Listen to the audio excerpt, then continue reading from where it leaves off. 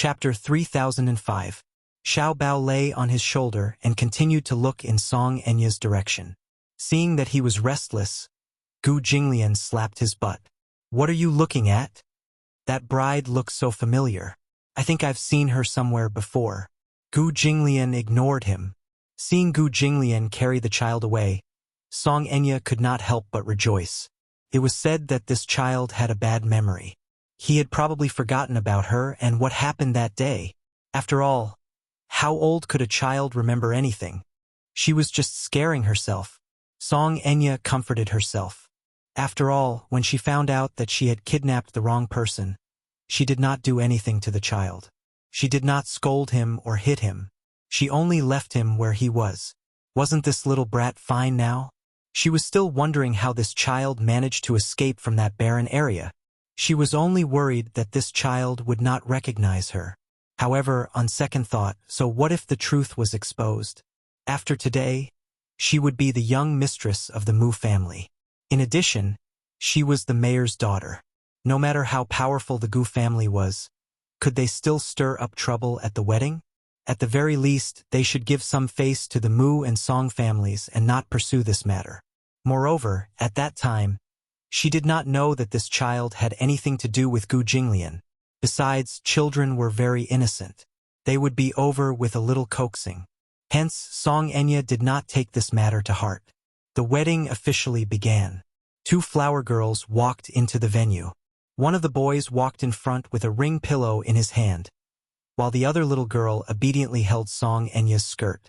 Song Enya held Mu Yenqing's hand and walked to the center of the stage. Then, they stood facing each other. Baby Chu looked around curiously. Under the light, Song Enya's side profile came into view. His mind raced as he suddenly recalled something. Scenes flashed through his mind like a merry-go-round, and his face instantly turned gloomy. It's her. It's that woman from that day. In the center of the stage, Mu Yenqing looked at Song Enya's exquisitely made-up face. It was charming and moving, but Meng Qingshua's face suddenly flashed across his mind. "Yenqing, you've always been my whole world. What about me? How much weight do I have in your heart? Yenqing, don't marry her, okay? Mu Yenqing, are you willing to have Miss Song Enya as your wife and enter into a marriage contract with her? In sickness and in health, for richer and for poorer, you will take care of her, love her, respect her, and be faithful to her until the end of your days?" Mu Yenqing opened his mouth as he struggled internally. The words "I do" seemed to be stuck in his throat, and he did not reply for a long time. His mind was filled with Meng Qingshua's face, and his thoughts were in a mess. Song Enya could not help feeling nervous when he did not respond for a long time. "Yenqing?" At the side, Mu Shumin urged him anxiously. He was worried that he would cause trouble. Mu Yenqing came back to his senses abruptly. As if he had made up his mind, he said in a deep voice, "All right, I'm not willing. It's her. It's her." At the same time, the childish and angry voice of a child came from the guest area. "She's that bad woman." Everyone raised their eyebrows. Chapter 3006. Gu Jinglian's face darkened slightly. "Don't mess around." Xiao Bao did not care that all the guests present were looking at them curiously. Instead, he pointed at Song Enya angrily and said, "Uncle, do you remember what happened that night?" Gu Jinglian's eyes flickered slightly. Of course, he remembered. That night, he had a business deal in the suburbs and parted on bad terms. Before he left, he opened the car door and found the child curled up in the back seat. He was covered in dirt from head to toe and was carrying a small stray dog in his arms. However, in his eyes, such a disheveled child looked more like a stray dog. He did not hear the child talk about the cause of the incident himself, but Xiao Bao had told Uncle Fu before. Uncle Fu told him that the child was kidnapped to the capital by 2 strange men, because even Xiao Bao himself did not know what was going on. He only knew that he was tied up in a warehouse, and then a woman he had never seen before walked into the warehouse. He did not know what she said to the 2 men, but after that, she left him alone in the warehouse, regardless of whether he was dead or alive. Xiao Bao only said that he heard the woman say that she had kidnapped the wrong person. Although he did not deliberately make things difficult for Uncle Fu, He felt indignant when he heard it. In such a desolate place, where there were few people, Xiao Bao was lucky to be able to come out unscathed. Think about it. If not for the coincidence that the chair had been soaked in the rain for many years and had corroded and dried up, what would have happened if he had not been smart enough to break free from the ropes and escape from the warehouse? There was nothing to eat or drink, and there was no rice or water. He was afraid that he would starve to death there. No one passed by that day and no one lived there. He did not have a phone on him and could not communicate with the outside world. There was no way for him to expect anyone to come to his rescue. But so what if he broke free? From there to where there were people, it was a full 10-kilometer drive. Even if it was a car, it would take an hour. However, a car was a car. For a child, a 10-kilometer drive was a straight path to death. Not to mention a 10-kilometer drive, he would not even be able to walk to the end of it. However, Xiao Bao was too young. He only remembered the woman's characteristics, but did not know her name or her identity. It was difficult to portray the woman's image with only a few adjectives. He had originally thought that this matter would be left unsettled. However, Xiao Bao claimed that Song Enya was that woman. Gu Jinglian was surprised. Are you sure? Uncle, I won't forget her. It was this woman. Get someone to tie me up and bring me to the warehouse. Xiao Bao was so agitated that he was trembling all over. He stared straight at the side of Song Enya's face as she turned away guiltily. She's that bad woman. I won't make a mistake. It was impossible for him to be mistaken. If it wasn't for her, I guess I would have been left in such a desolate place. You don't know, if I hadn't met Uncle, I would have starved to death there. At the mention of grievances, Xiao Bao's eyes turned red. His nose sniffled as if he was about to cry. Like an angered little beast, he stretched out his tender claws and teeth, itching to pounce on her. Gu Jinglian's eyes darkened slightly as his expression changed. Song Enya was the woman who kidnapped his son? Good, very good. Interesting. Gu Jinglian suddenly stood up, raised his leg, and kicked the table in front of him where the champagne tower was placed. Chapter 3007.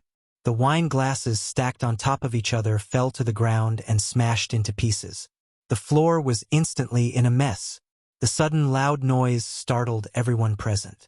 They stood up one after another and looked in Gu Jinglian's direction in horror. They looked at the wreckage at his feet in fear and confusion. Song Enya was stunned by Gu Jinglian's shocking action. Mu Linfeng and Mu Shumin also stood up at once. At the side, Song Zhanghua and Jiang Qiming heard the noise and looked in Gu Jinglian's direction. Their gazes fell on the champagne tower that he had kicked over. Only then did they understand where the huge commotion came from.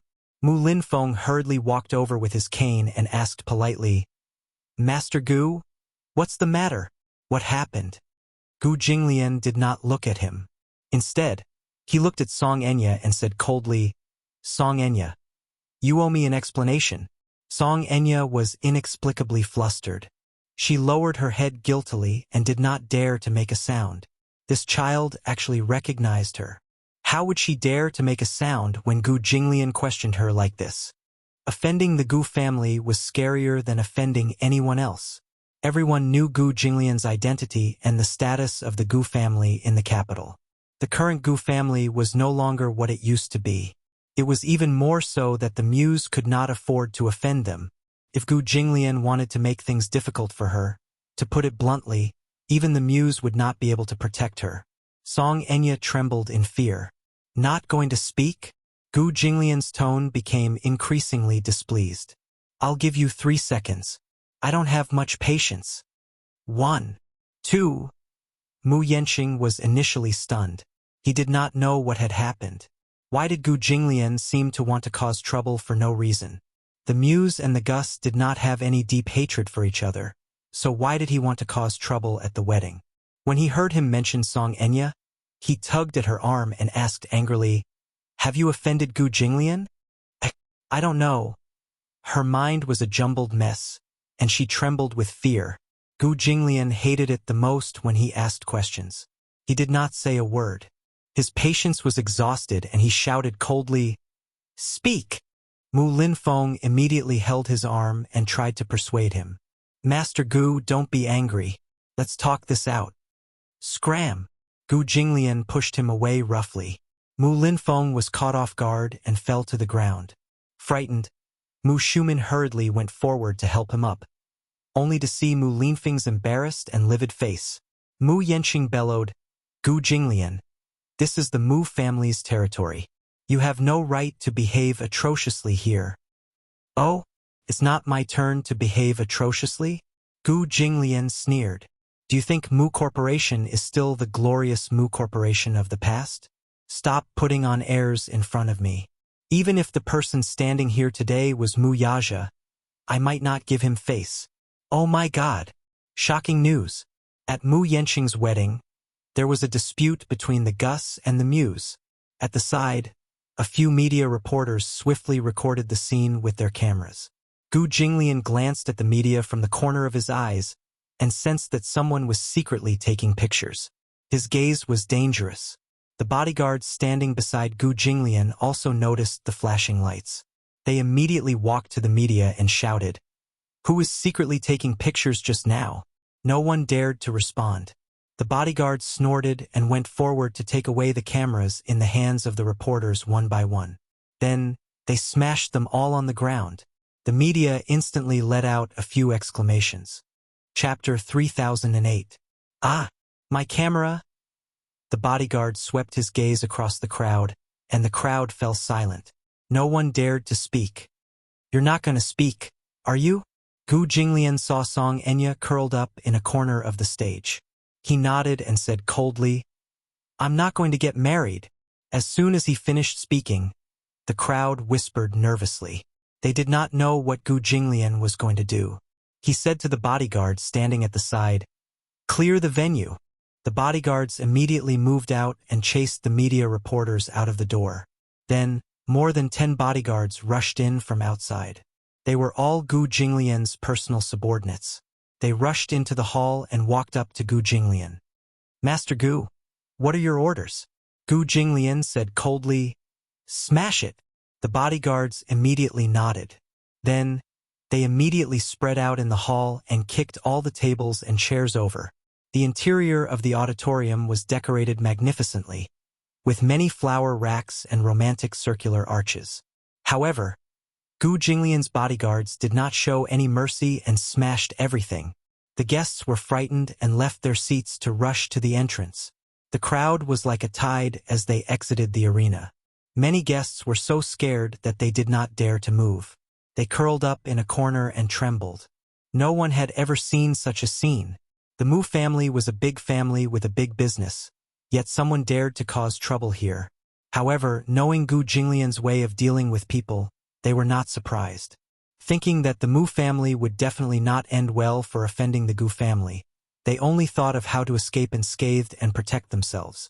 When Xiao Bao saw this scene, he was so scared that he shrank behind Gu Jinglian, not daring to breathe. When Mu Linfeng saw this, he struggled to stand up with the help of Mu Shumin. He looked at Gu Jinglian and said bitterly, Master Gu, what do you mean by this? Let's talk nicely.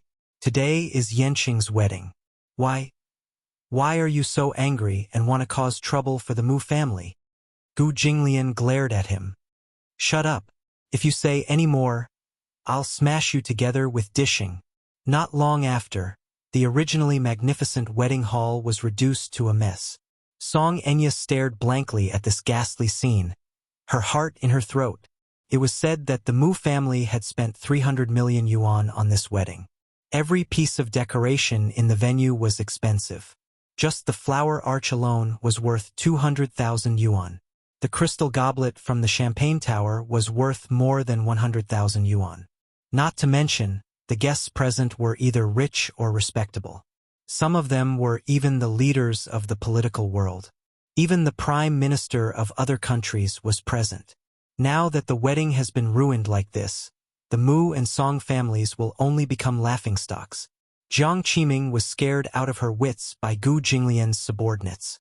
Each of them glared at her covetously. Tall and mighty, they walked over with a swift and fierce aura. With a casual lift of their hands, the stage was overturned. She fell to the ground in fright and was immediately helped up by Song Zhanghua. Shameful, utterly shameful. Song Zhenghua strode in front of Song Enya and questioned angrily, "What did you do to offend Gu Jinglian? Say something." I really don't know anything."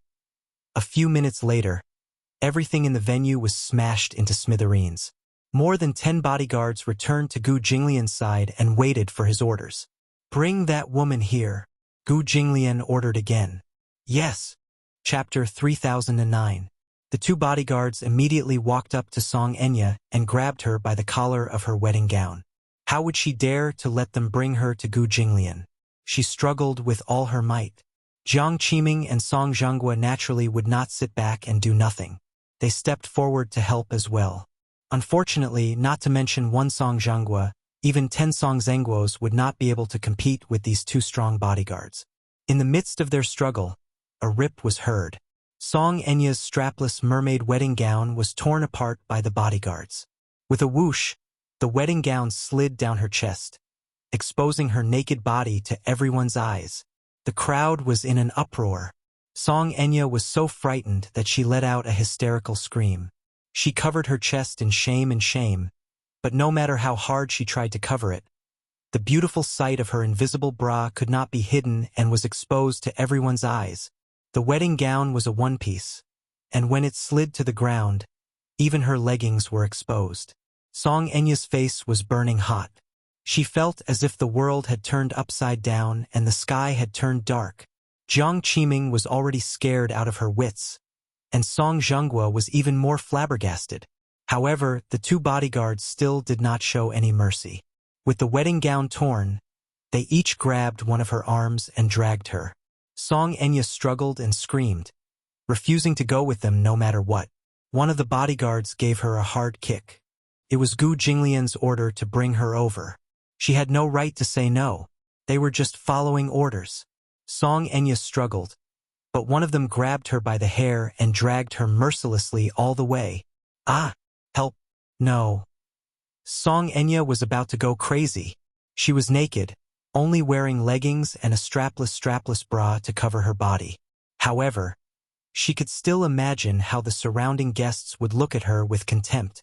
She had a sense of shame, too, being dragged naked on the ground in front of so many people. She was so ashamed that she wished she could die immediately. Ah! Everyone present could only hear her screaming at the top of her lungs. Song Enya was dragged along the floor by the bodyguard by her hair. Her head knocked against the legs of a table, causing her to feel dizzy. In addition, there were many broken corpses on the ground.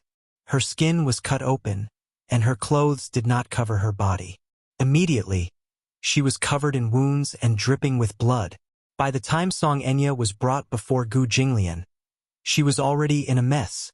Gu Jinglian narrowed his eyes. He felt that such a woman was dirty even if he touched her. He asked Gu Chengze, "Is it her?" Xiao Bao was dumbfounded and asked timidly, "Uncle, what are you doing?" He hated her, but he was also frightened by this battle. "Gu Chengze, listen up. You're my son. No one has the right to hurt you." As Gu Jinglian spoke, he glanced at Song Enya coldly. "I won't let off anyone who dares to hurt you." Xiao Bao nodded in a daze. "Uncle, I'm scared." Somehow, he felt that it was very cruel of him to do this. Gu Jinglian furrowed his brows. "What are you scared of?" The man squatted down and picked him up. "Is this enough to scare you?" Xiao Bao's good-looking brows furrowed slightly. Somewhat indignant, he puffed up his chest indignantly. I'm not scared. This bad woman deserves it."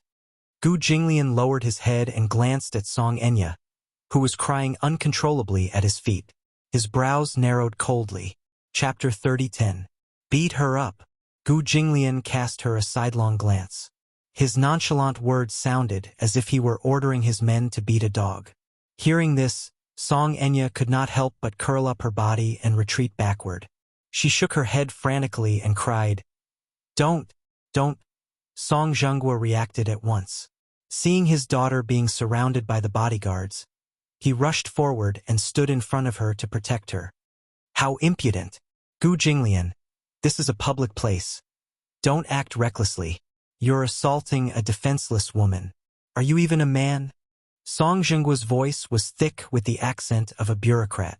Gu Jinglian raised his eyebrows coldly and said expressionlessly, Song Zhenghua, don't put on airs in front of me. Get lost or else I'll beat you up too. How dare you?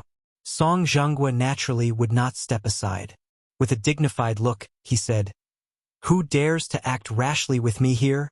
His words could be said to be awe-inspiring and righteous, but he had misjudged something. It was useless to put on airs in front of Gu Jinglian. Who was Gu Jinglian? Who would threaten such an insufferably arrogant man? Gu Jinglian sneered and could not be bothered to waste his breath on him. He ordered, Beat him up together. As soon as he finished speaking, a few bodyguards immediately surrounded Song Zhenghua, grabbed him by the collar, and raised their hands to give him a hard punch. Song Zhenghua was completely stunned by this punch. The huge impact caused his whole brain to vibrate and buzz. Song Enya shrieked in fright, but in the next second, a slap came down on her face, causing her face to sway to the side. Bang! Bang! 4 to 5 bodyguards surrounded the father and daughter pair and greeted them with punch after punch. Jiang Qiming let out a heart-wrenching scream at the sight of such a ghastly scene. She had never imagined that things would turn out like this. She scrambled over to Gu Jinglian and knelt in front of him with a plop. Grabbing the hem of his trousers tightly, she begged, Master Gu, let's talk things over. Stop hitting him. Stop fighting. Gu Jinglian kicked her away and said coldly, Get lost. One had to know that as a member of the Gu family, he had received martial arts training since he was young. With this kick, Jiang Qiming rolled to the side like a rubber ball until she hit the wall and fell limply to the ground. The pain was so excruciating that her internal organs were about to be turned upside down. Mom, save me, save me. Song Enya's cries were still ringing in his ears. Jiang Qiming refused to give up and crawled back to Gu Jinglian's side. She kept kowtowing and begging, President Gu, please spare my life. If they continued to fight like this, someone would die. Enya had just suffered a miscarriage a while ago, so her body was still very weak. If this goes on, I'll die. Sob, sob, sob. Stop hitting me. Stop fighting. I beg you. Don't hit me anymore. Gu Jinglian remained indifferent and turned a blind eye to it, like a cold-blooded emperor. Xiao Bao hugged his shoulders and could not bear to watch this scene any longer. He suddenly looked deeply at Gu Jinglian. From his angle, he could only see the man's side profile. He was handsome, cold, and emotionless. However, even though he was young, he understood that this man was backing him up. Backing him up. This word was too unfamiliar. Chapter 30:11. Other than Chu Ho, no one would back him up. Today, however, he had a taste of being protected by someone. This man stood up for him and taught the bad woman who had bullied him a lesson. In his eyes, this man should be very bad. He was arrogant, cold-blooded, and sometimes very fierce to him. He would say things that made his heart skip a beat. However, it turned out that the feeling of having someone backing him up was so heartwarming. Xiao Bao's eyes could not help but moisten. He raised his hand and carefully rubbed his reddened eyes as he sniffled. Gu Jinglian could not help but turn his head, only to see him looking at him pitifully with reddened eyes, as if he had suffered a great grievance. The man could not help but feel even angrier. He thought that the young man was feeling wronged and could not vent the hatred in his heart. He turned his head and ordered, Don't you have any strength in your hands? Give him a good beating. When the bodyguards heard this, they did not dare to delay and increased the strength in their hands. In just a short while, Song Zhenggua's face was swollen like a pig's head. Song Enya was not any better. Her face was bruised and swollen, and she could not even cry. She was almost numb from the beating. Jiang Qiming cried until tears and snot streamed down her face. She kept kowtowing, but her forehead was swollen and bruised. Gu Jinglian did not even look at her and remained indifferent. She turned and crawled to Mu Linfeng's feet, begging again, Second Master Mu, quickly think of something. If this goes on, Zhenghua and Enya will be beaten to death. Mu Linfeng watched this scene from the beginning. His expression was anxious, but his heart was trembling. He looked at Gu Jinglian. Such a young man actually had such a cold heart. Rumor had it that Gu Jinglian was young and frivolous. He was ruthless and would do anything to achieve his goals. He once thought that this was probably an exaggeration. However, after witnessing it with his own eyes, this man's ruthlessness was far beyond his imagination. Mu Linfeng felt his hair stand on end and became even more wary of Gu Jinglian. However, even though he was old, his brain was still working. He finally realized who Gu Jinglian's anger was directed at. Song Enya must have offended him. So much so that he was willing to offend the muse to punish her harshly. How could he step forward for Song Enya at this point? Otherwise, if they offended Gu Jinglian at this critical juncture, the Mu group would be implicated and the Mu family would not have a good ending. How could Mu Linfeng be so stupid? He was very clear that at this time, he naturally had to take a good stand. He absolutely could not interfere at such a critical moment and invite disaster upon himself. Qi Meng, it's not like you don't know what kind of person Gu Jinglian is. In order to achieve his goals, he had always been unscrupulous. Why don't you ask your daughter how she offended the Gu family? Apologize properly. Jiang Qiming was even more confused as she cried, I don't know either. The Song family and the Gu family have nothing to do with each other. Then why would the Gu family pick on you for no reason? Chapter 30:12. If I knew that your daughter had offended Gu Jinglian. Mu Linfeng sucked in a breath of cold air and said with a straight face, No matter what, I won't agree to this marriage. Jiang Qiming was stunned and fell to the ground in despair. A bodyguard walked up to Gu Jinglian and asked cautiously, Master Gu, she seems to be dying. Do you want to continue? Gu Jinglian asked coldly, She's not breathing anymore? Yes, she is, but she's already fainted. The crowd slowly dispersed. Gu Jinglian looked over and saw Song Zhenghua kneeling on the ground. His face was bruised and swollen, and his body was on the verge of collapsing. It looked as if he would collapse in the next second and never wake up again. Song Enya, on the other hand, had completely fainted. Her face was covered in blood, and her body was covered in bruises. Her chest patch had also fallen to the ground. She was in a terrible state.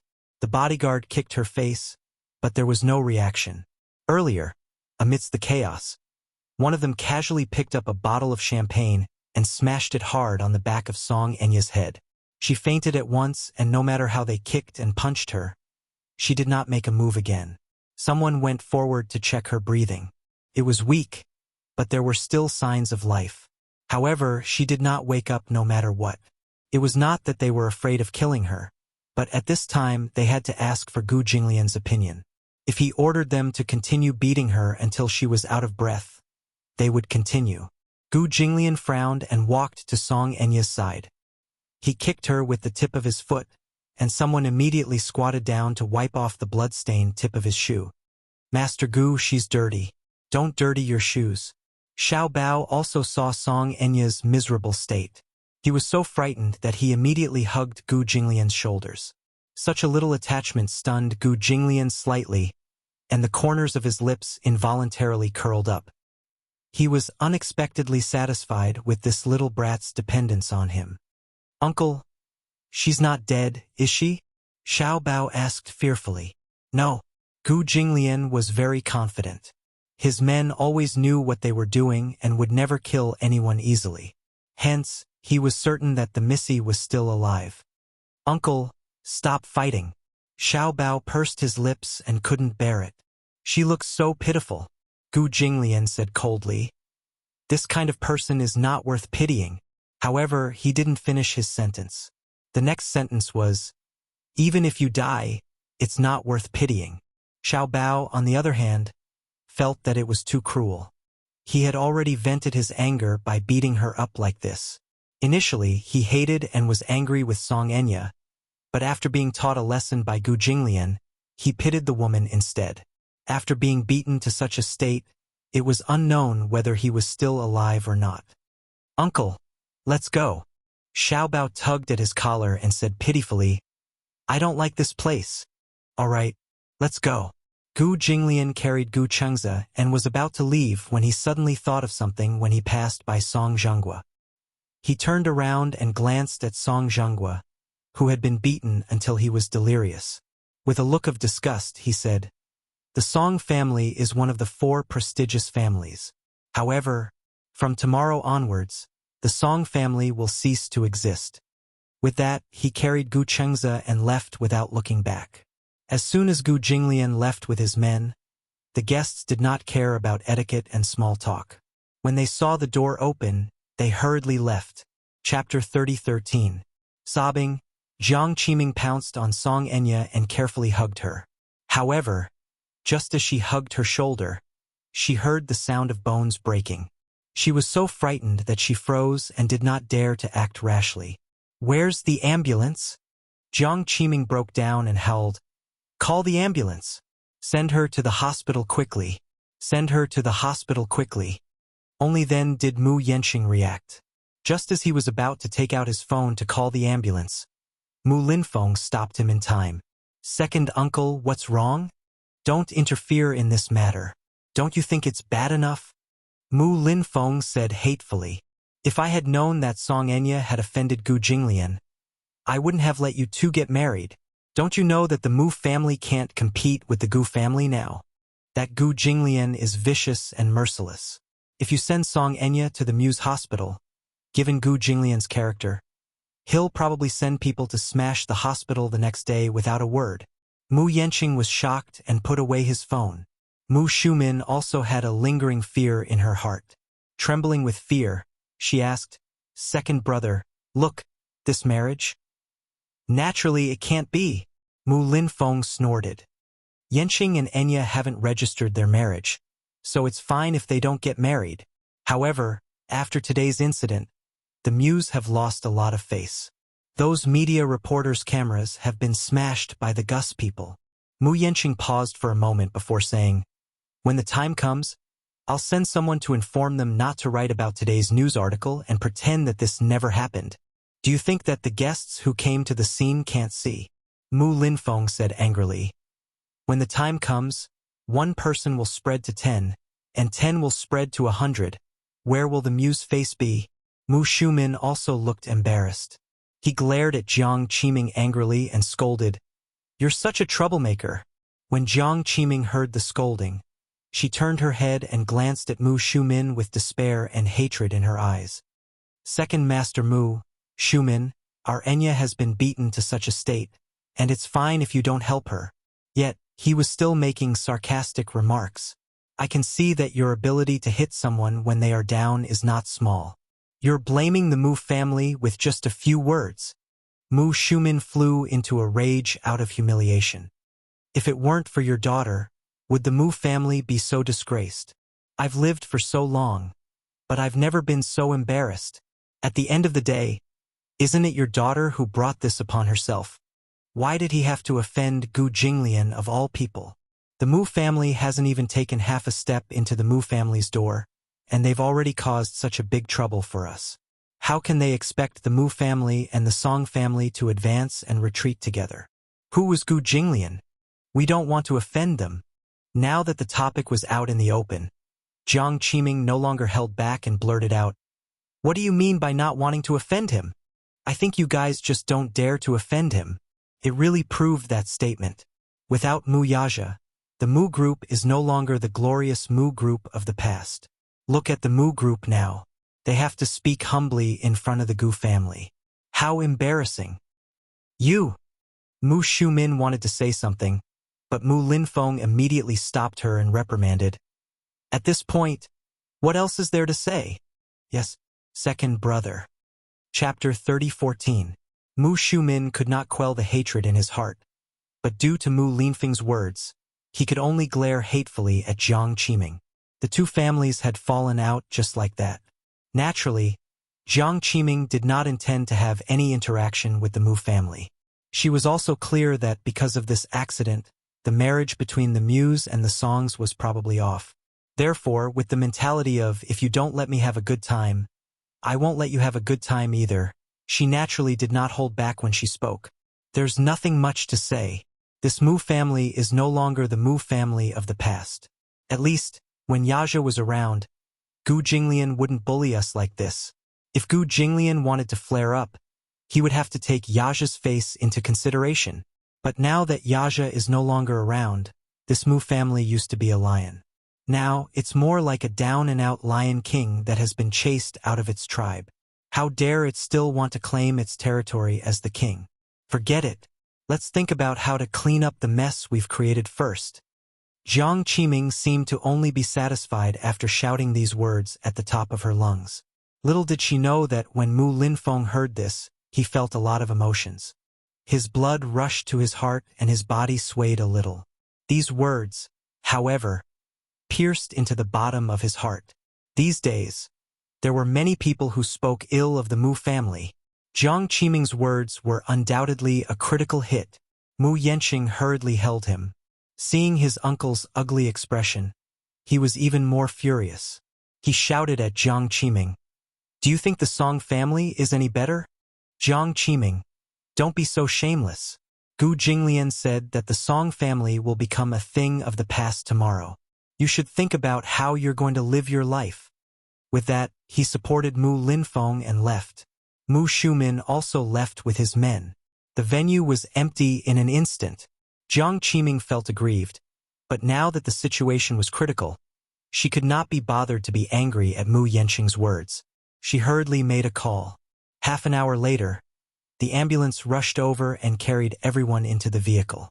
Along the way, the medical staff checked on Song Enya and Song Jinggua's injuries.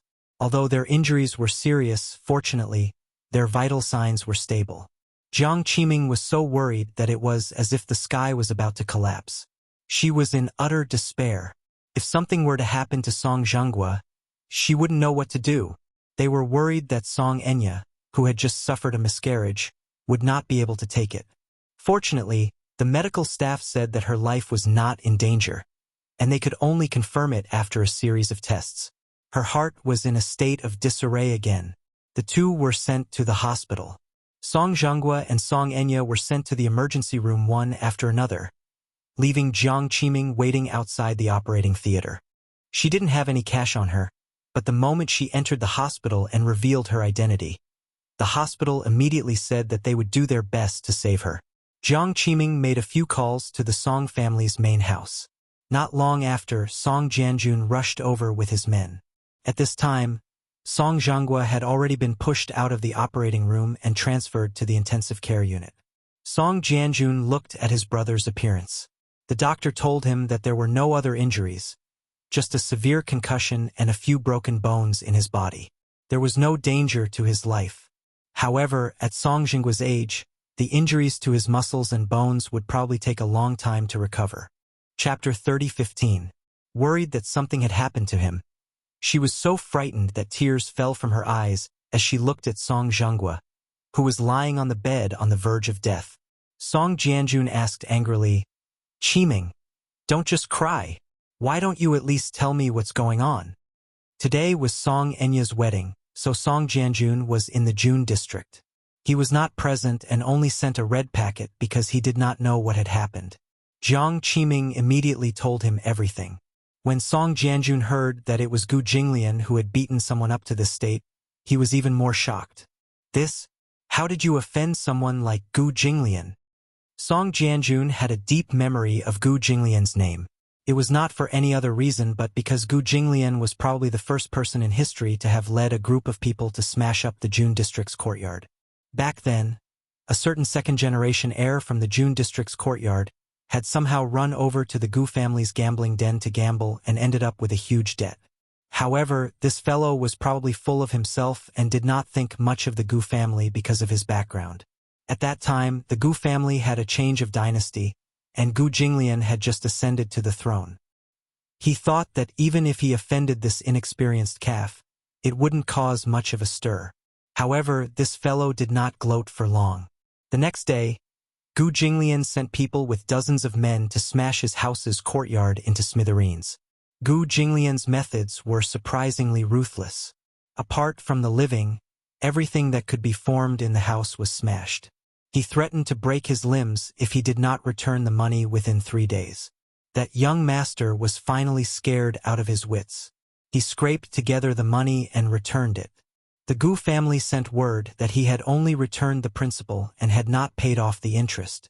A few years had passed since the incident, but this pitiful young master was still gritting his teeth to repay the interest. This loan shark's interest had accumulated from millions to tens of millions, and then to hundreds of millions. No matter what, after rounding it up, he still owed a few million. Therefore, Gu Jinglian's name left a deep impression on Song Jianjun. He could not help but be on tenterhooks. He discussed with his wife whether they should send Song Zhanghua and Song Enya overseas for medical treatment. Jiang Qiming, however, refused. Song Zhanghua was a mayor, after all. No matter how arrogant the Gu family was, they would not be so arrogant, right?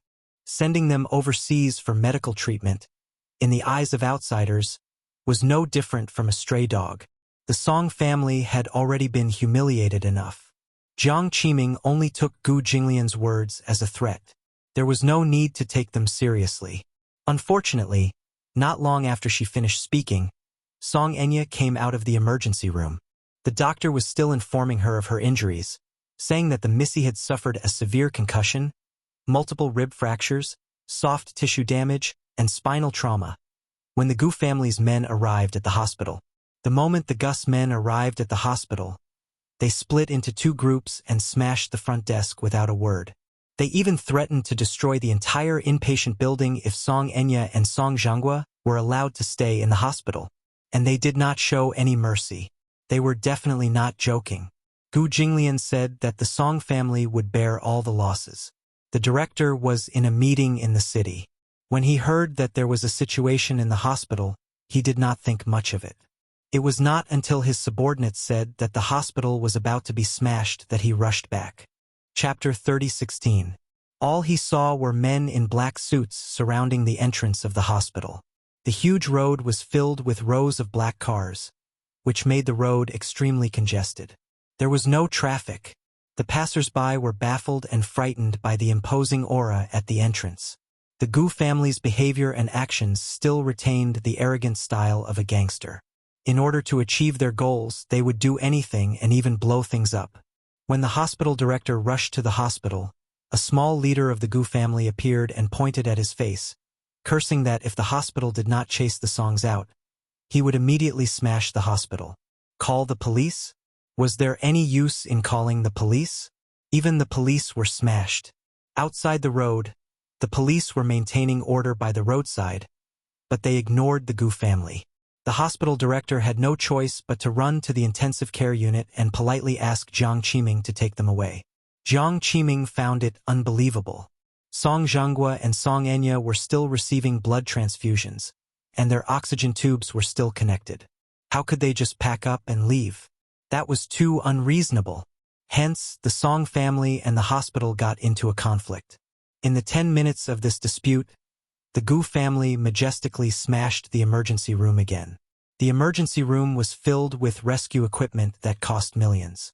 The hospital director's heart ached so much that his liver twitched. He was the hospital director, but this hospital was not his. Once this loss of millions was caused, it would be his responsibility. Seeing that the Gu family was serious, the hospital did not show any mercy. They practically chased Jiang Qiming out of the hospital. Song Zhanghua and Song Enya were still lying in bed when they were chased out. Song Enya had lost too much blood and was in urgent need of a blood transfusion. Song Jianjun suggested that they go to the hospital in Zhengku. This hospital was backed by Zhengku. No matter how powerful Gu Jinglian was, he would not go so far as to smash that hospital. Jiang Qiming was also anxious. In a desperate situation, she tried anything. Hence, Song Jianjun used his connections to call for a car and immediately transferred them to the hospital. By the time they were transferred to the hospital, it was already night. The Gu family did not come looking for trouble.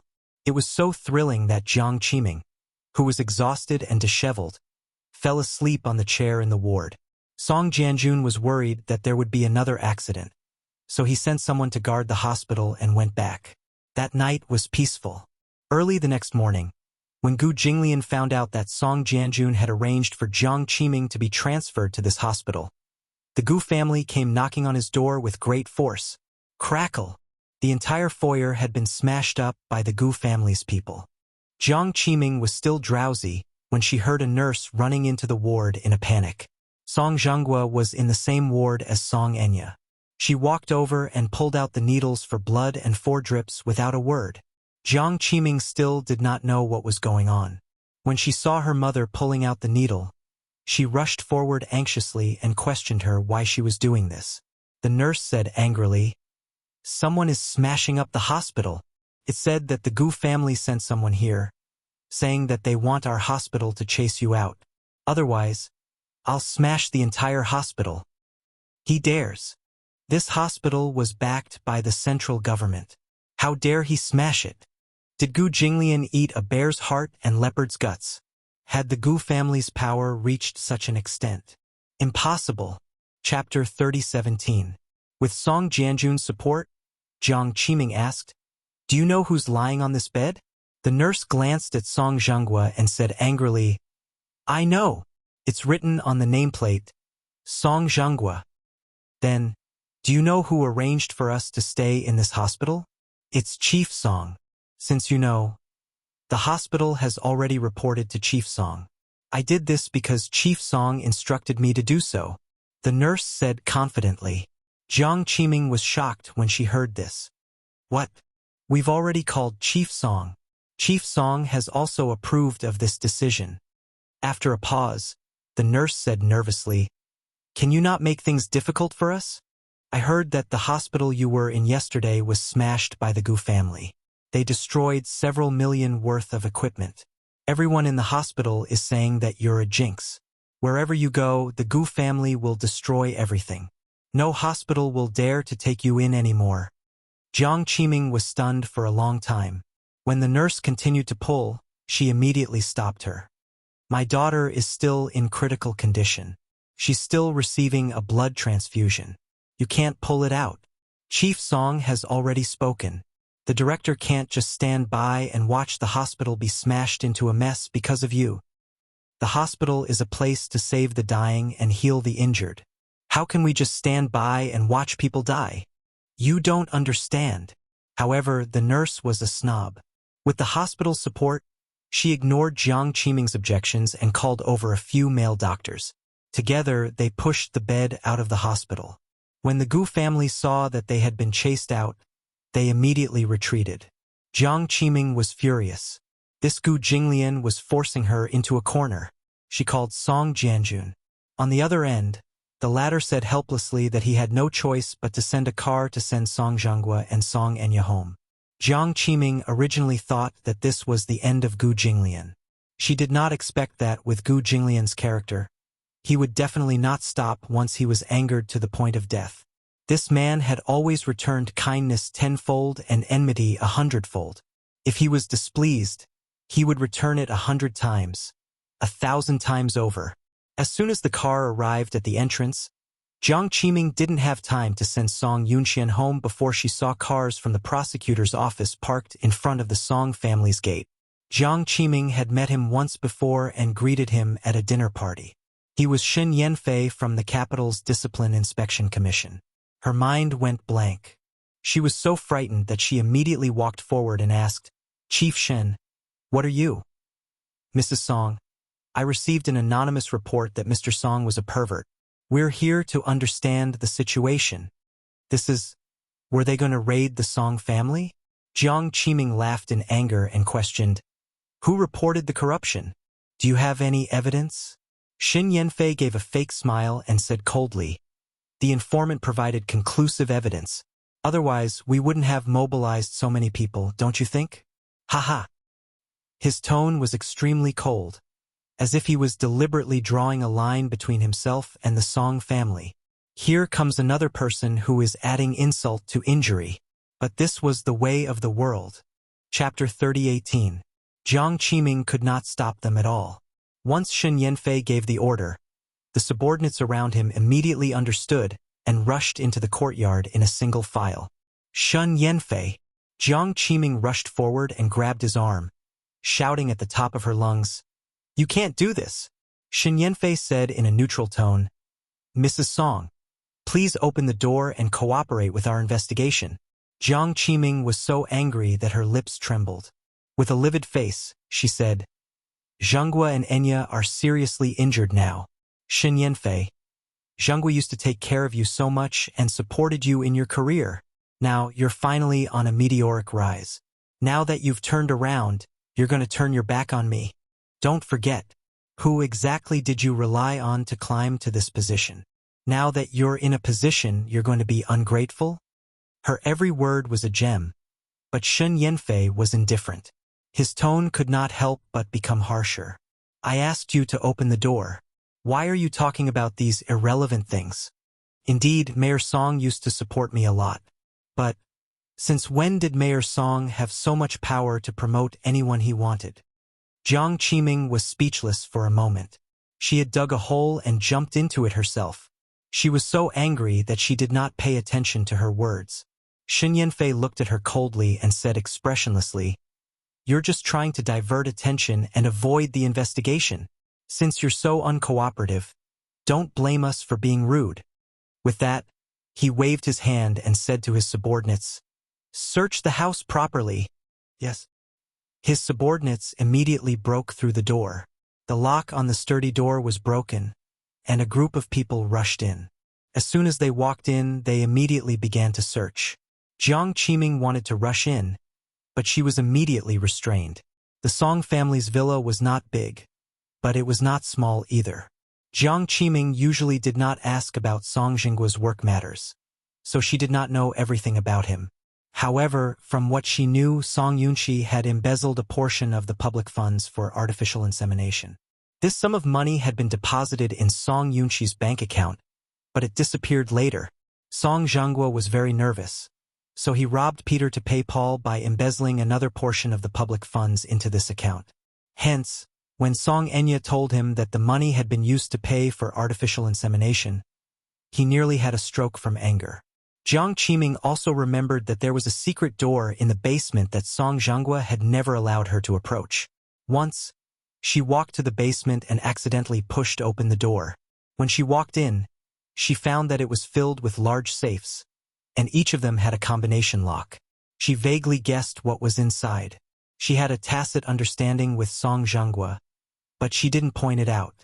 She knew very well in her heart how the Song family was able to obtain such wealth. Jiang Qiming had always accepted it with a clear conscience and did not think about the consequences if these things were to be exposed. She could only stand at the door and watch as people kept coming in and out. For a moment, her heart was in a mess. But how could she not know? With accidents happening one after another, she naturally knew who was the one behind this sudden search operation. Gu Jinglian. Him again. Chapter 30:19. Could it be that this man would not rest until he had forced the Song family into a corner? Now, however, Song Jianjun seemed to be deliberately avoiding suspicion and did not care about them. Song Zhenghua was lying unconscious in bed, and Song Enya was in danger. Who could she pin her hopes on? No, there was only utter despair. The search lasted for a full 6 hours. In the evening, the investigation came to an end. She did not know who Xin Yanfei's subordinates were, but they actually dug 3 feet into the ground of the huge villa. His subordinate came to report that they had found a lot of things and had already made a list for him to look through. Xin Yanfei walked into the living room and found a safe and a number of gold bars moved to the center of the empty space. His subordinate reported that the murals on the wall could be moved. When they were moved, they found a secret door. When the secret door was opened, they found the gold bars and cash hidden inside. In the bookcase, some of the books were hollowed out from the center, and there were a few passbooks and bank cards hidden in them. After some investigation, it was found that these accounts added up to hundreds of millions of yuan in savings. Hundreds of millions! The bank's back-end investigation found that the origin of this money was unknown. A portion of it had not been processed, so the bank immediately froze it. All these years, Song Zhenghua had been transferring his assets overseas, including several properties he had bought in America. 2 of them were in San Francisco, which were worth millions of dollars, and 3 seaside villas in Florida, which were worth tens of millions. There were also some scattered assets that had yet to be cleared. The court sent people to transfer these assets and put a seal on the villa. Song Zhonghua and Song Enya were taken to the hospital by law enforcement officers and detained. Seeing that the situation was not good, Jiang Qiming could not care about Song Enya and Song Zhonghua anymore. Taking advantage of the fact that Xin Yanfei was not paying attention, she hurriedly took a taxi and left. She found out the address of the Gu residence and went all the way there. When she reached the door, she frantically knocked on the door, begging to see Gu Jinglian. No one in the Gu family paid her any attention and did not let her in. For the whole night, she knelt in front of the Gu Jinglian's door, begging him for a look. When Uncle Fu came to report, Gu Jinglian was playing Gamoku with Xiao Bao in the study. After what had happened at Song Enya's wedding yesterday, Gu Jinglian had left a good impression on him. He knew that the man was doing this to support him. Hence, when he returned to the Gu residence, the little lad was no longer as cold to him as before. He kept addressing him as uncle, and appeared to be very close to him. Gu Jinglian, on the other hand, was particularly arrogant. He pushed his face away with a look of disdain. Baby Chu, on the other hand, did not mind and continued to circle around Gu Jinglian. He felt that this uncle was pretty good. At least, he took care of him and helped him deal with those bad people who bullied him. He felt that this man was a very reliable backer. He couldn't help but fantasize that if he found his mother and set her up with his uncle, then he would be able to call this uncle Dad. He had a father. In fact, Xiao Bao had already acknowledged this man in his heart.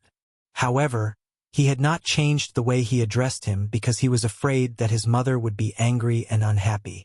Still, he did not know if his mother would not acknowledge this man. Chapter 30-20. Gu Jinglian did not know what the child was thinking. He felt awkward calling him uncle, but when he saw that chubby little face, he felt that it was acceptable to call him uncle. Xiao Bao kept pestering him to play Gamoku, but Gu Jinglian did not have the patience to do so. The reason was that Gamoku was too childish. However, during this period of time, the little guy had become obsessed with this game for some reason. It was something that Uncle Fu had taught him.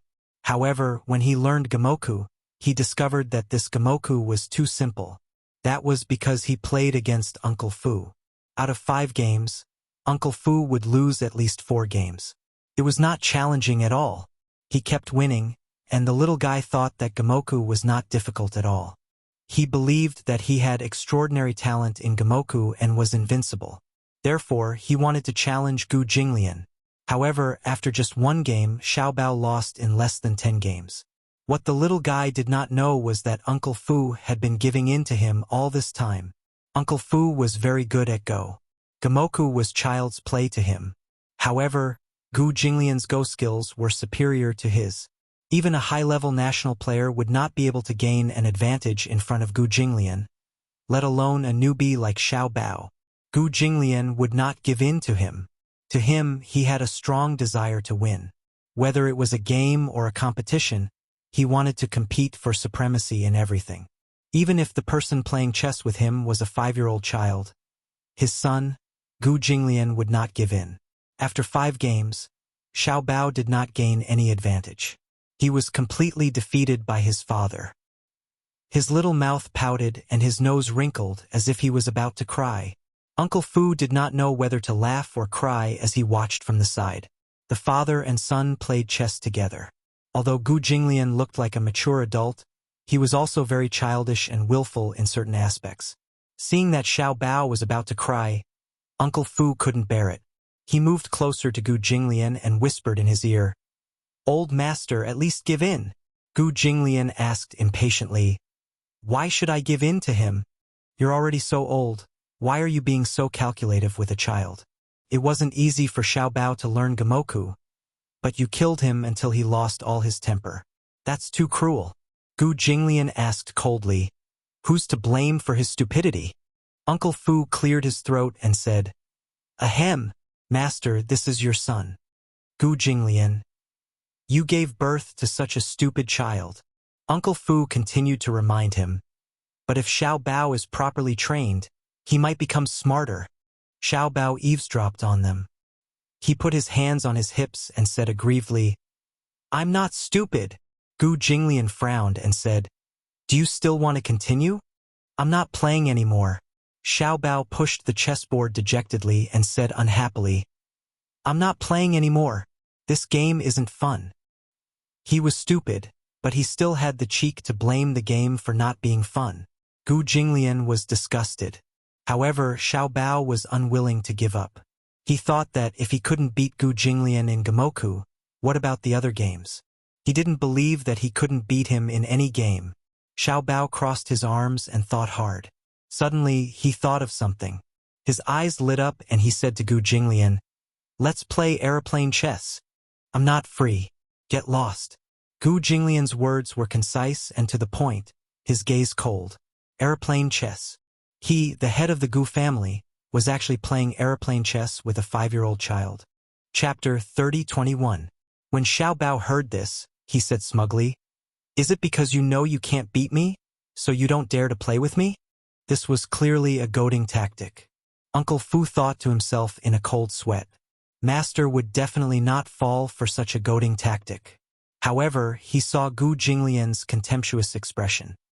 He slammed the table and said, "Bullsh *T. You think I can't beat you?" Xiao Bao immediately said, "Then I'll bring the chessboard over. Beat me again if you can." Gu Jinglian said coldly, "Bring it on. Don't cry if you lose." "I won't cry." As Xiao Bao said this, he immediately went back to his room to bring back the aeroplane chess that Uncle Fu had bought for him. Aeroplane chess was made up of 4 colors. There was a picture of an airplane on it, and it could be played by up to 4 people. There was a die in aeroplane chess. When the die was shaken, the number of heads on the die would determine the number of steps one could take until one reached the end point. However, at the beginning, the plane could only leave the starting point and take off when one rolled a 6. The number of steps one could take to reach the end point had to be exactly right in order to win. It was a chess game that relied heavily on luck. Xiao Bao took it over excitedly. He and Gu Jinglian each took a color and started playing. Gu Jinglian familiarized himself with the rules of the game and found it novel. When he saw that it was a dice game, he couldn't bear to see it. Was this little brat sure he wanted to play a dice game with him? Uncle Fu saw this from the side and didn't know whether to laugh or cry. Gu Jinglian had spent most of his childhood in casinos. Whenever it involved gambling, whether it was pai gao, mahjong, or especially dice, he could roll as many times as he wanted. Uncle Fu thought that Gu Jinglian would definitely go easy on him.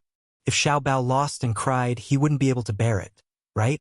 Who would have thought that Gu Jinglian would take such a small game so seriously? The moment he came up, he threw a 6. Once he threw a 6, he could continue. Gu Jinglian threw 4 6s in a row, and 4 planes took off. When he saw Baby Chu looking like he was about to cry, he casually threw a number. When Xiao Bao saw that it was finally his turn, he solemnly fiddled with the dice in his palm for a long time. When it landed on the table, it was a 4. His face was filled with despair. He stared at Gu Jinglian as he threw 2 6s and walked a few steps. He felt strange in his heart. How could he casually throw a 6, but he only took off 1 plane after half a day? Xiao Bao was still a little clever. When it was his turn again, he took the dice and began to study it. No matter how he looked at it, there was no problem.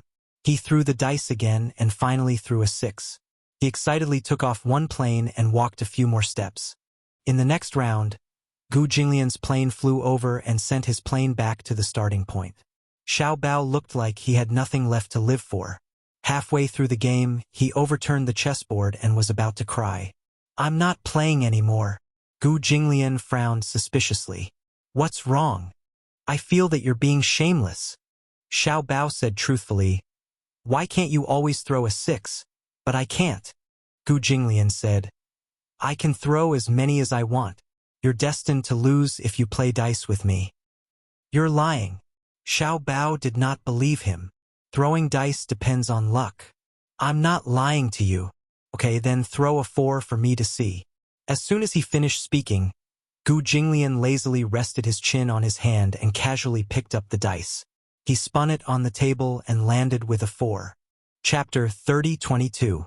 Xiao Bao was so shocked that his eyes almost popped out of their sockets. It was unbelievable. It was like magic. Xiao Bao felt that it was amazing, but he was still skeptical. He suddenly reached out and grabbed Gu Jinglian's large hand to examine it carefully. He didn't miss a single pattern, but after a careful examination, he didn't find anything strange. For a moment, his mind was full of question marks. Maybe it's just a coincidence. Xiao Bao said again. I don't believe it. I don't believe it. Try throwing another one. Uncle Fu teased him. How many dice do you want this time? 1. Gu Jinglian didn't hesitate at all and threw the dice. The dice spun on the table for a long time before finally landing with 1 point facing up. 3. Gu Jinglian threw again and accurately hit 3 points. That's weird. Xiao Bao scratched his head in confusion. He didn't expect Gu Jinglian to do this. That was exactly what he was doing.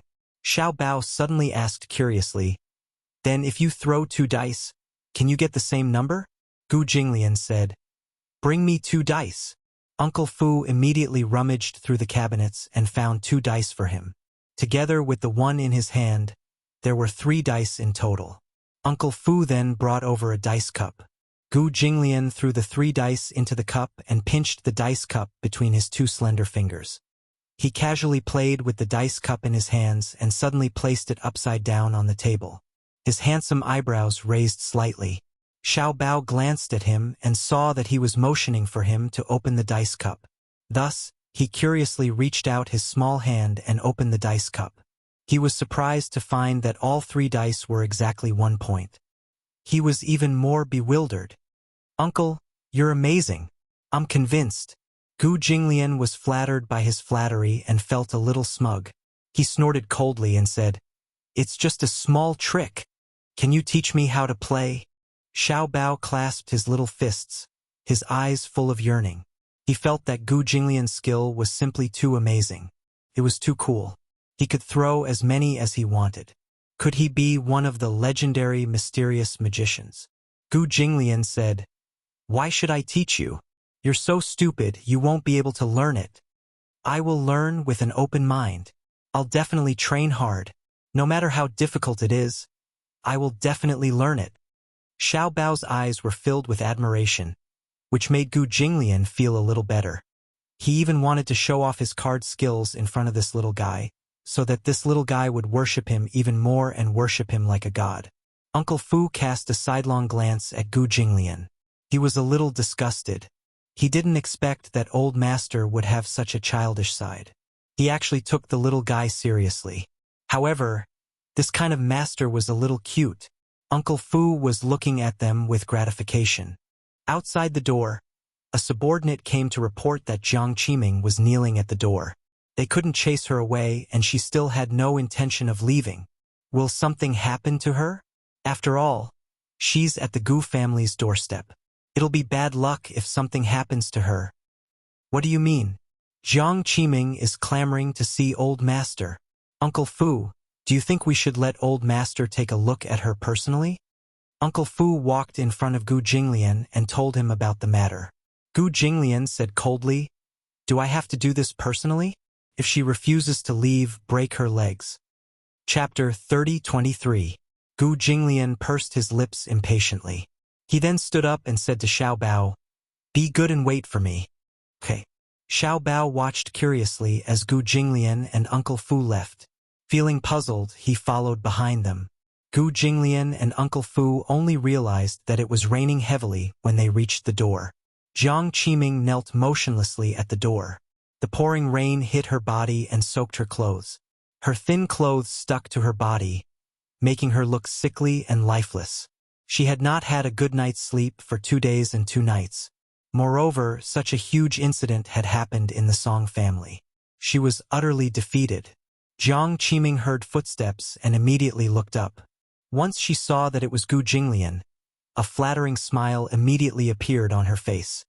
Young Master Gu, you're finally willing to see me. Gu Jinglian frowned in disgust at her sorry state and said coldly, What are you doing?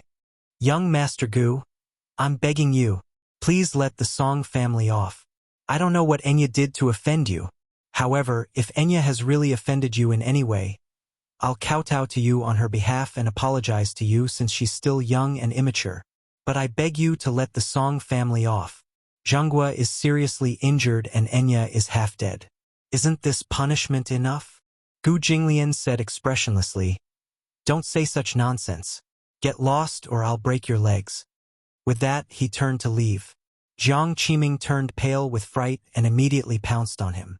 She hugged his slender legs and refused to let go. Gu Jinglian's gaze was furious. He turned around and said coldly, "Let go! Young Master Gu, I'm begging you. The Song family is finished. If this is punishment, then isn't it enough? How are you going to pressure the Song family? Do you really want to force the Song family into a dead end before you stop?" Jiang Qiming broke down and cried hysterically. Let people off whenever possible, right? Young Master Gu, let the Song family off. Get lost. Gu Jinglian kicked her away. Jiang Qiming flew out like a paper kite with a broken string. She hit the door and fell on the steps. That kick happened to land on her chest. She clutched her chest and coughed pathetically, as if she was going to cough her lungs out. Gu said contemptuously, I can let the Song family off, but you have to die. How about that? What? Didn't you say that you wanted to apologize on behalf of your daughter? Gu Jinglian said expressionlessly. Then pay with your life. When Jiang Qiming heard this, her eyes widened as she looked at him in disbelief. She could not believe that there was such a cruel man in this world. Gu, don't you go too far. As Jiang Qiming spoke, she suddenly saw a thin figure hiding at the door not far away. Chapter 30-24. From now on, we'll stay out of each other's business. If you don't agree, then I'll take this child down with me. Jiang Qiming had obviously chosen to do this because she was in despair. On the way here, she had specially bought a dagger. If Gu Jinglian was determined to kill her, then she didn't mind taking Gu Jinglian down with her. She had originally prepared this dagger for Gu Jinglian. However, when she saw this child, she recognized him at a glance. This was the child that Gu Jinglian held in his arms at the wedding. She realized that Gu Jinglian treated this child differently. Although this child kept calling him uncle, she realized that Gu Jinglian doted on this boy very much. She couldn't help but wonder how this child was related to Gu Jinglian. Could he be an illegitimate child? Gu Jinglian had never married. Many socialites in the capital yearned for Gu Jinglian's young, handsome, and high status. However, they were also wary of Gu Jinglian's unpredictable temperament. There were very few families that were on good terms with the Gu family. Most of them coveted Gu Jinglian's ruthless methods and were in awe of him. However, Gu Jinglian had a woman before.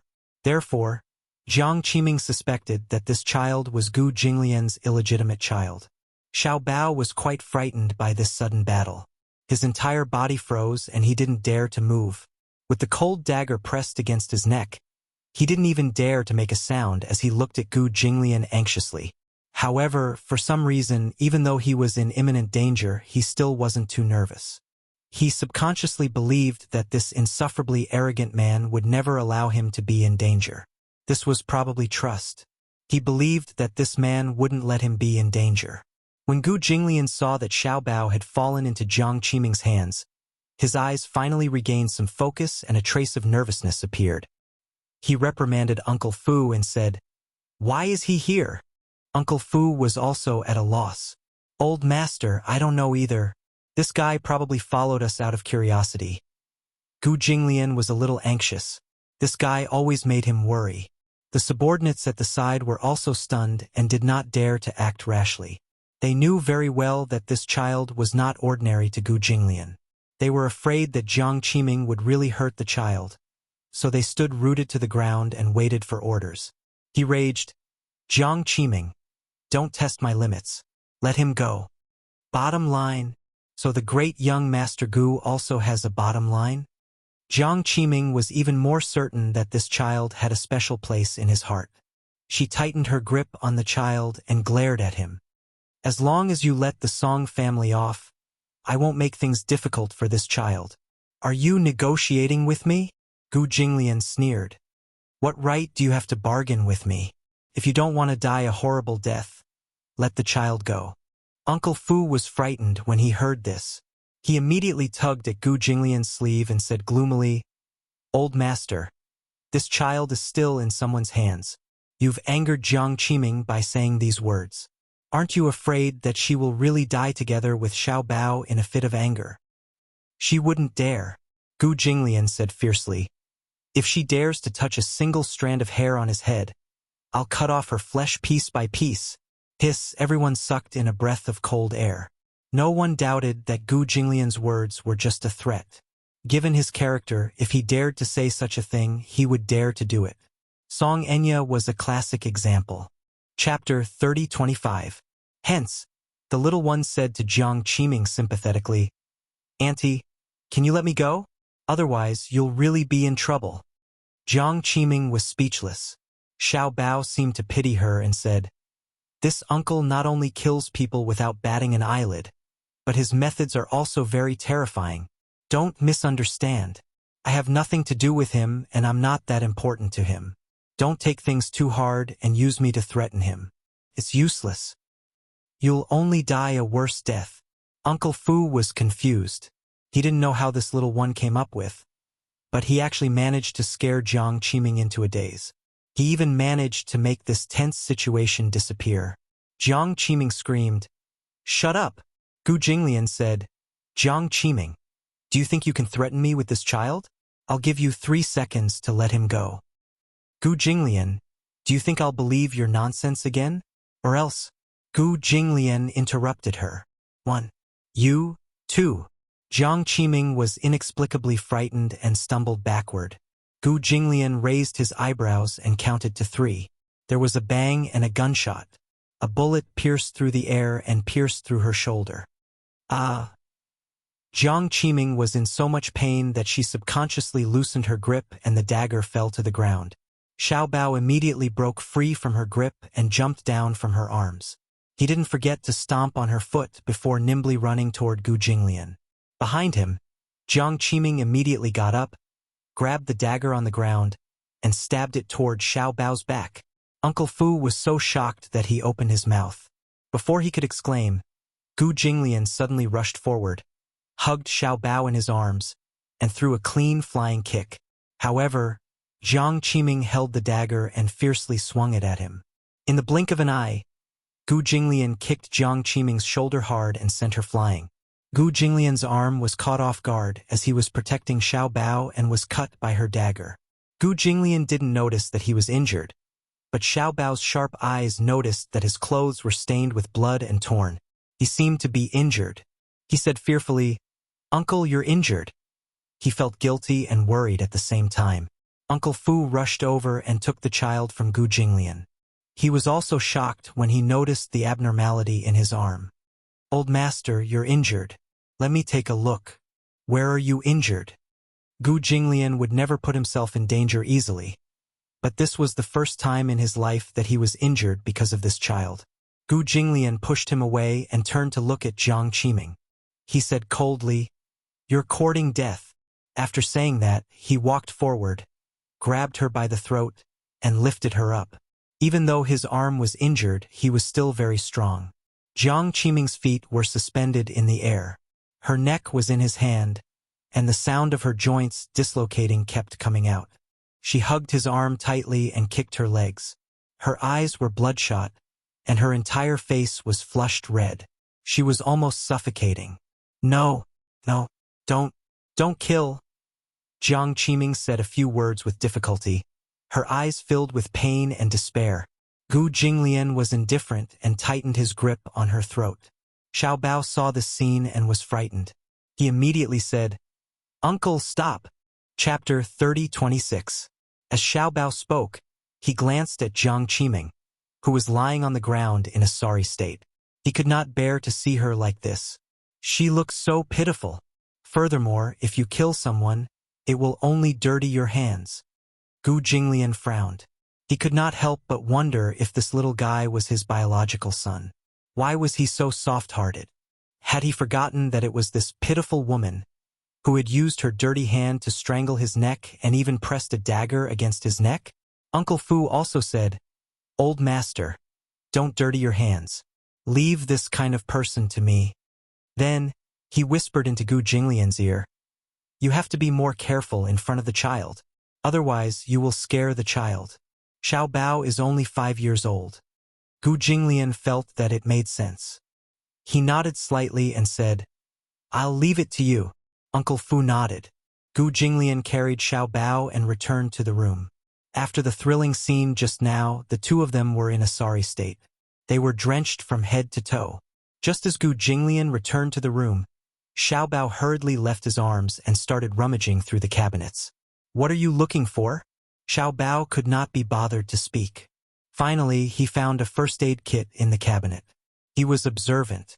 A few days ago, Uncle Fu had accidentally injured his finger and used a band-aid, so he put the first aid kit here. He carried the first aid kit to Gu Jinglian and said carefully, Uncle, your arm is injured. Let me help you apply the medicine. Gu Jinglian looked at him suspiciously. Why was this guy trying to curry favor for no reason? He said, There's no need. I can do it myself. You can't bandage it as well as I can. Xiao Bao said as he pushed him to sit on the sofa. He emphasized, You just have to sit down. Leave the rest to me. Gu Jinglian looked at him with disdain and questioned, Can you do it? Of course. Mother often gets injured, so I'm the one who takes care of her wounds. Uncle, you have to believe in my ability. As he spoke, Xiao Bao rolled up Gu Jinglian's sleeve. There was a knife wound on his arm. Fortunately, the wound was not deep and did not even require stitches. He only needed to clean the wound and bandage it to stop the bleeding. Gu Jinglian simply leaned against the sofa and closed his eyes, leaving the little guy to his own devices. Xiao Bao opened the first aid kit and rolled up his sleeves. Then, he used a pair of tweezers to carefully pick up an alcohol swab and wanted to apply it to his wound. Unexpectedly, his hand was too small, and the tweezers were a little too big. Unexpectedly, the alcohol cotton was not clamped, and the sharp tip of the tweezers poked the wound. Gu Jinglian. He abruptly opened his eyes and glared fiercely at little treasure. What's going on?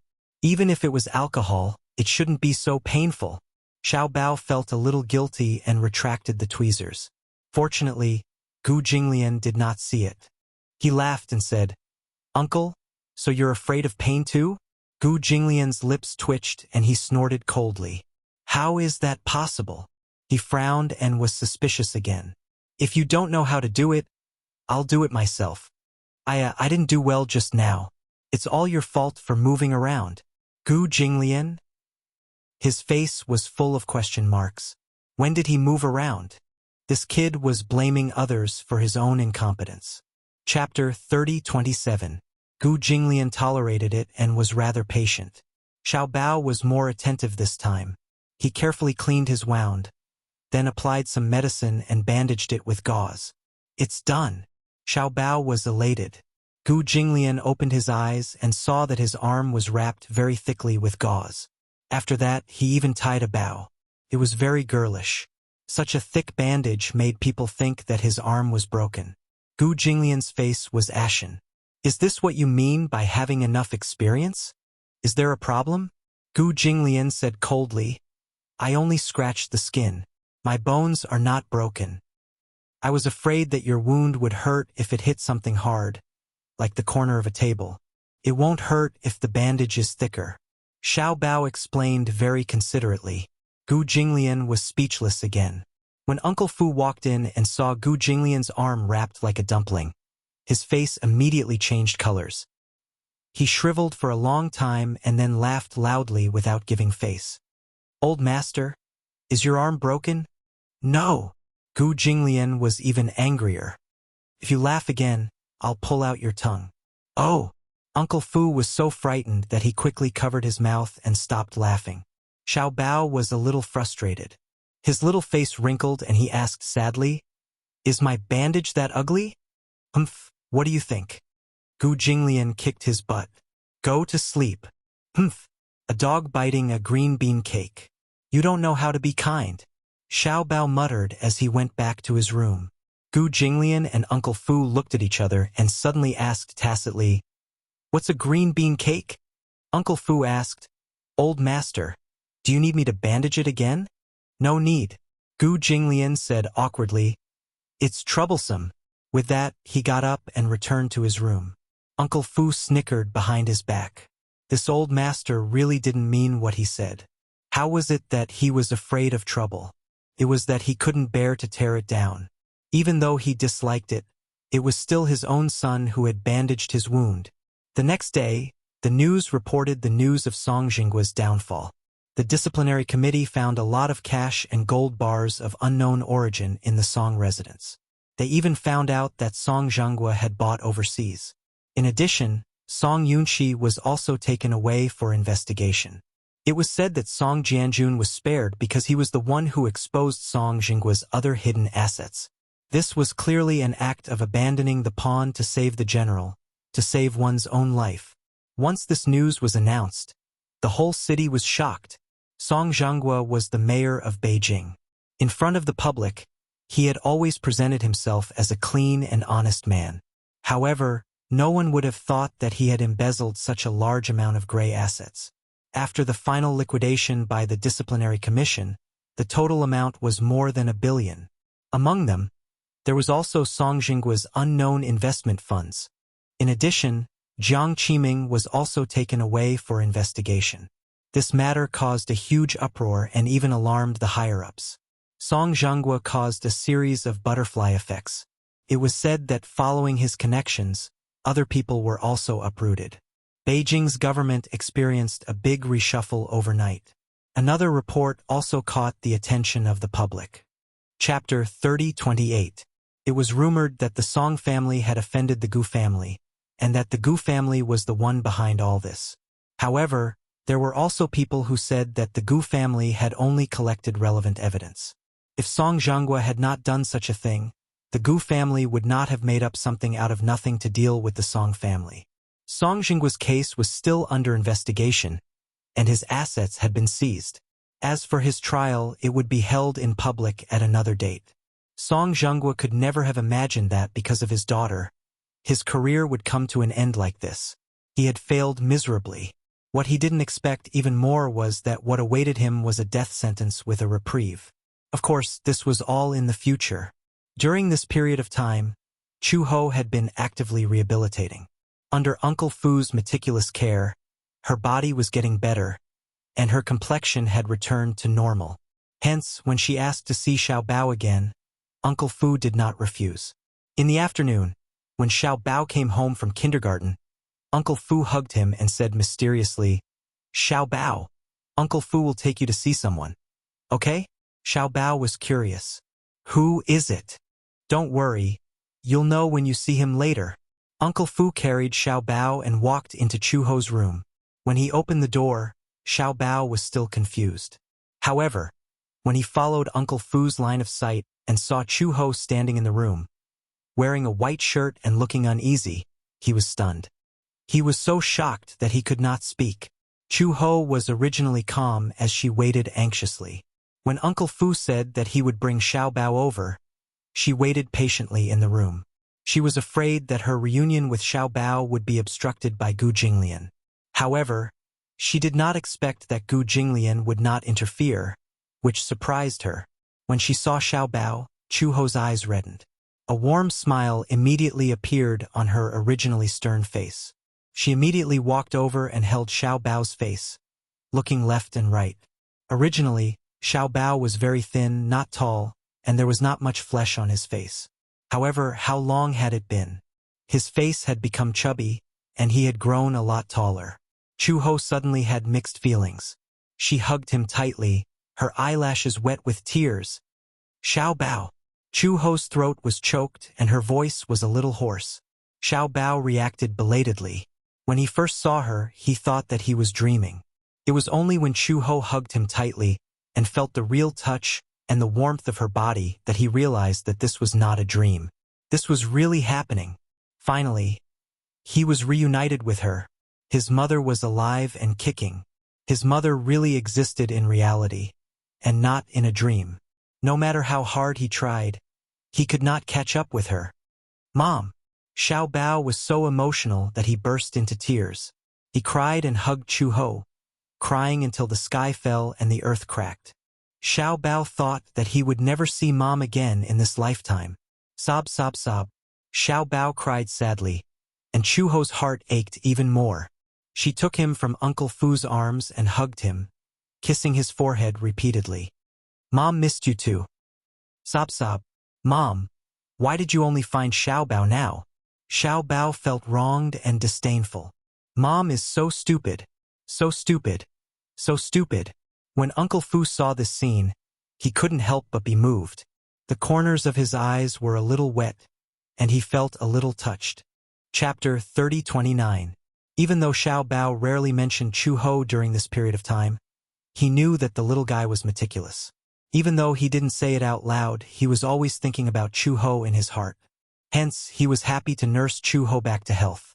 He hoped that she could recover quickly so that she could appear in front of the little guy in good health.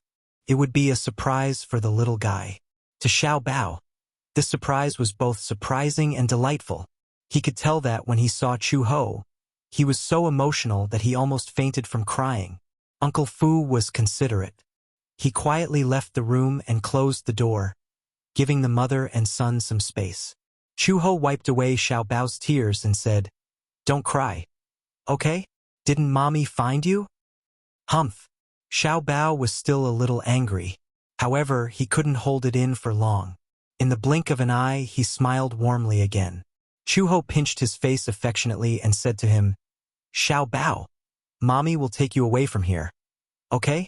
When Xiao Bao heard this, he was startled. He didn't immediately nod in agreement. Instead, he grabbed her collar uneasily and said hesitantly, "Mommy, Xiao Bao has a question to ask you." Chu Ho paused for a moment and said, "Okay, go ahead." She vaguely realized that what he was going to ask might be a tricky question. Xiao Bao asked Mommy before where Daddy was, but Mommy said that the grass on Daddy's grave was taller than me. But Xiao Bao found Daddy. Xiao Bao blushed and said, "Mommy said that before. Was she lying to Xiao Bao?" Chu Ho held her breath and didn't answer immediately, because she didn't know how to answer this question. Xiao Bao asked doubtfully, "Mommy, Xiao Bao has a daddy, right? His name is Gu Jinglian, right?" Xiao Bao. Must Mommy leave? When Xiao Bao thought about leaving with her, he was afraid that he would never see that handsome and bad uncle again, and his mood became inexplicably complicated. Thus, he probed carefully, "Can't Mom stay? With his father, Xiao Bao would have a mother and a father. Mommy won't be alone anymore." Chu Ho did not expect him to make such a request. For a moment, he did not know how to respond. "Xiao Bao, don't you like Mommy anymore?" "I do. Xiao Bao loves Mommy the most."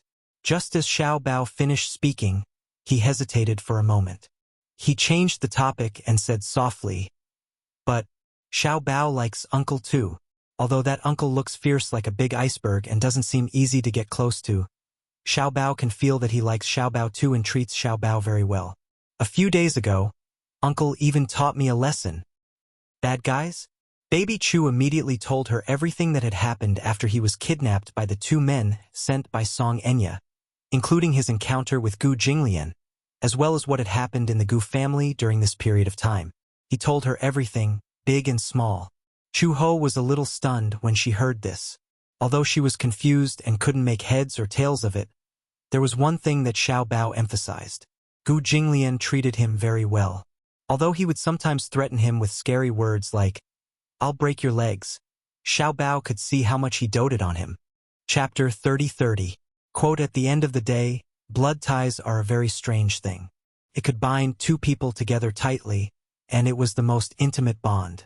But it can also mercilessly create an insurmountable gap between them.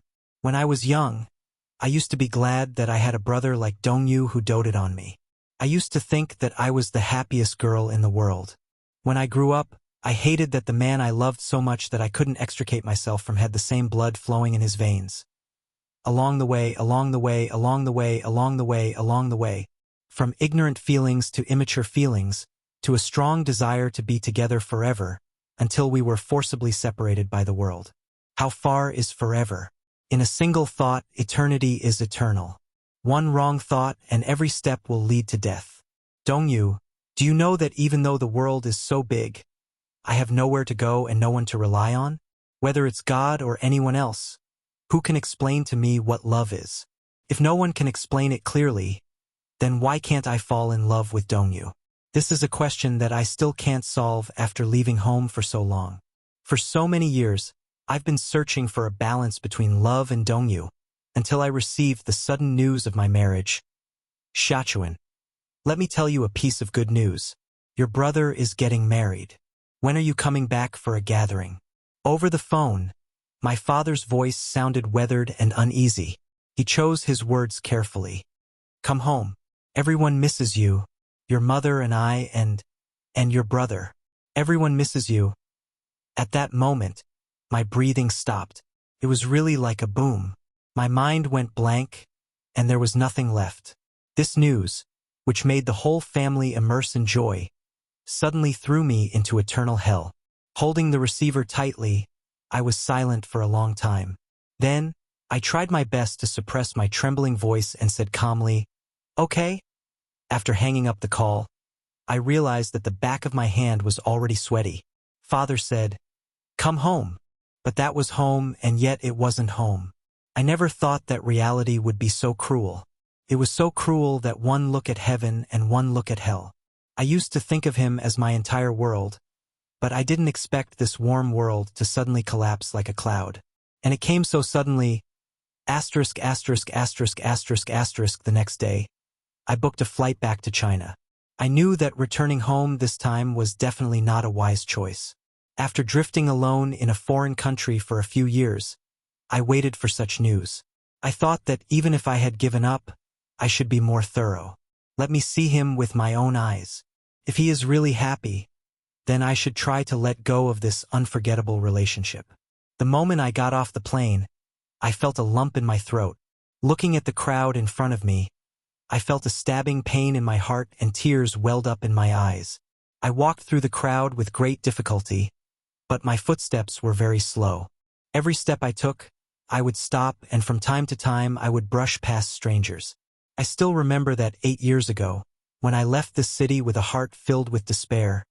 It was the same scene. These people passed by my world. I don't know their stories, and they don't understand my thoughts. Chapter 30-31. Now that I've set foot on this land again, the city seems to have changed a lot. The airport has been rebuilt.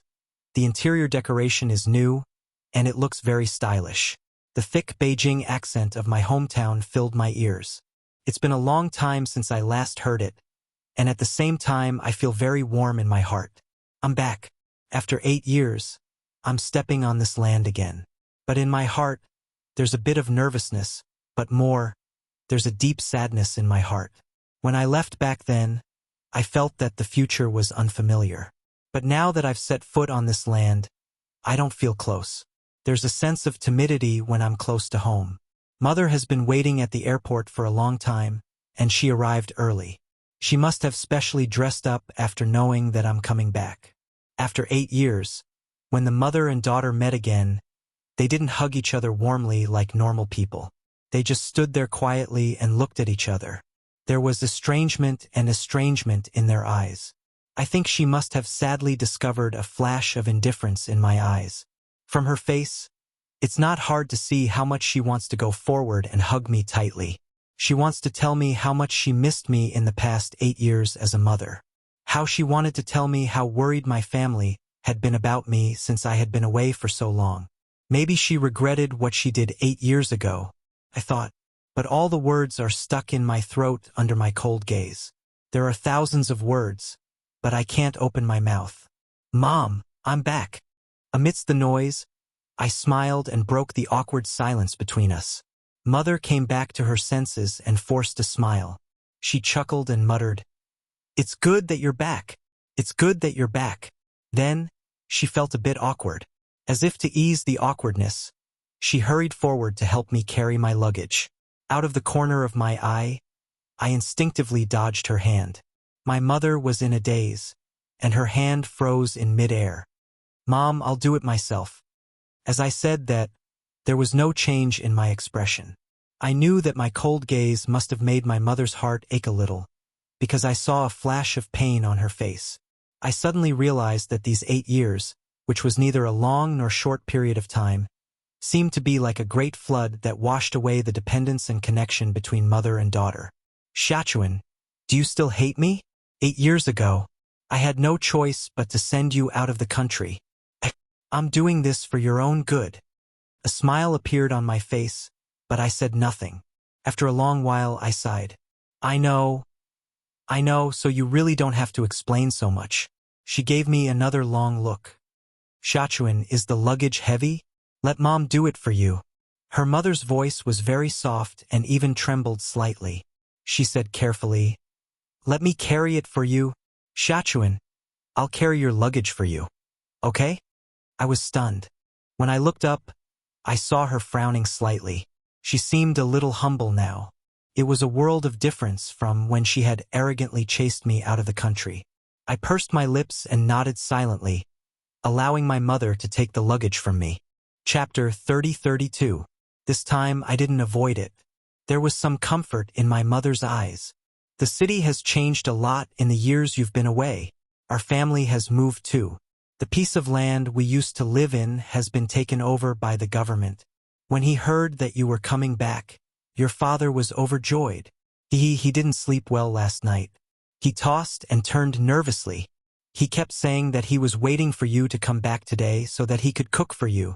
Look, he bought fresh vegetables early in the morning. He's probably still busy at home. Sitting in the taxi, Mother Lan smiled and chattered. Gradually, she let go of her worries. I smiled but didn't say anything. My gaze was indifferent through the car window. It's good that you're back. It's good that you're back. As my mother spoke, in the rearview mirror, the corners of her eyes couldn't help but moisten. However, she secretly wiped away the tears with her fingertips, not wanting me to see. Mom!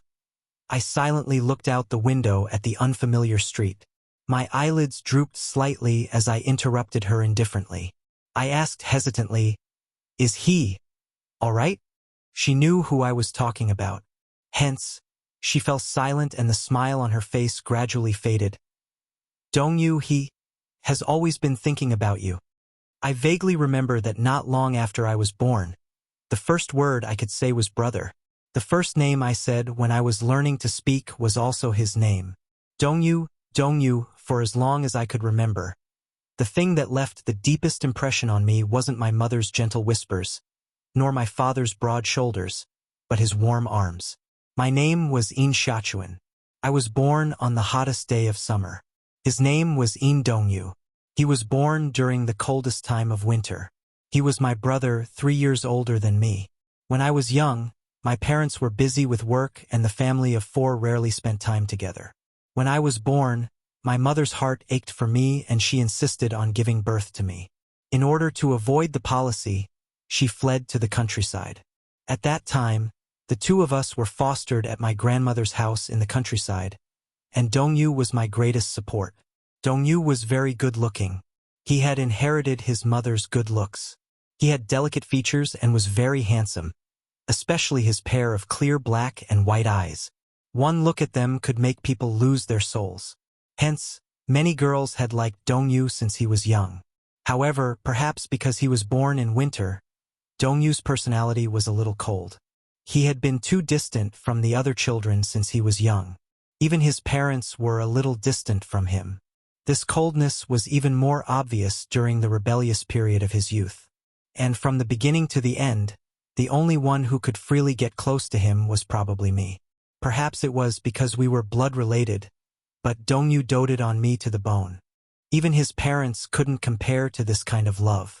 According to Grandma, when I was born, Dongyu was still very young.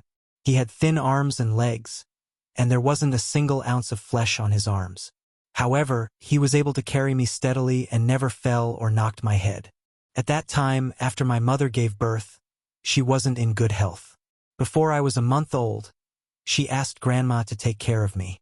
Dongyu, on the other hand, followed her silently. He had never been close to anyone since he was young, but he liked to hug me and play with me, calling my nickname over and over again. Chun-chun, chun-chun. When I cried, he patiently teased me. When I was hungry, he gently coaxed me. At night, it was Dongyu who hugged me and sang nursery rhymes to sleep. Chapter 30-33. Yes, he really doted on me. I naively thought that even if Dongyu was the only person in the world who doted on me, I would still be the happiest girl in the world. I remembered Grandma mentioning that when I was 1 year old, Dongyu held my little hand and taught me how to walk step by step. He was half squatting in front of me. At that time, I was chubby from being raised by Grandma.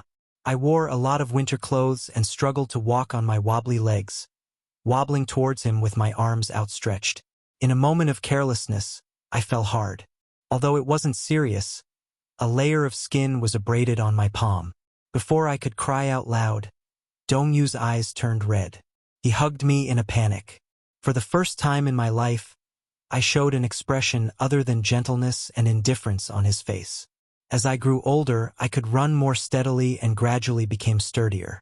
I played with the other children, playing hide and seek and catching cicadas. I was really crazy. When I was young, I loved the nighttime the most. At that time, we were still young and there were no inhibitions. Every night, Grandma would bathe Dongyu. When I was young, I didn't know what shame was. I would climb into the bathtub on all fours and squeeze with him. I especially liked to tease him. I even pointed at Dongyu's undeveloped little guy and asked Grandma why my brother's part was different from mine. Grandma would always laugh at my teasing.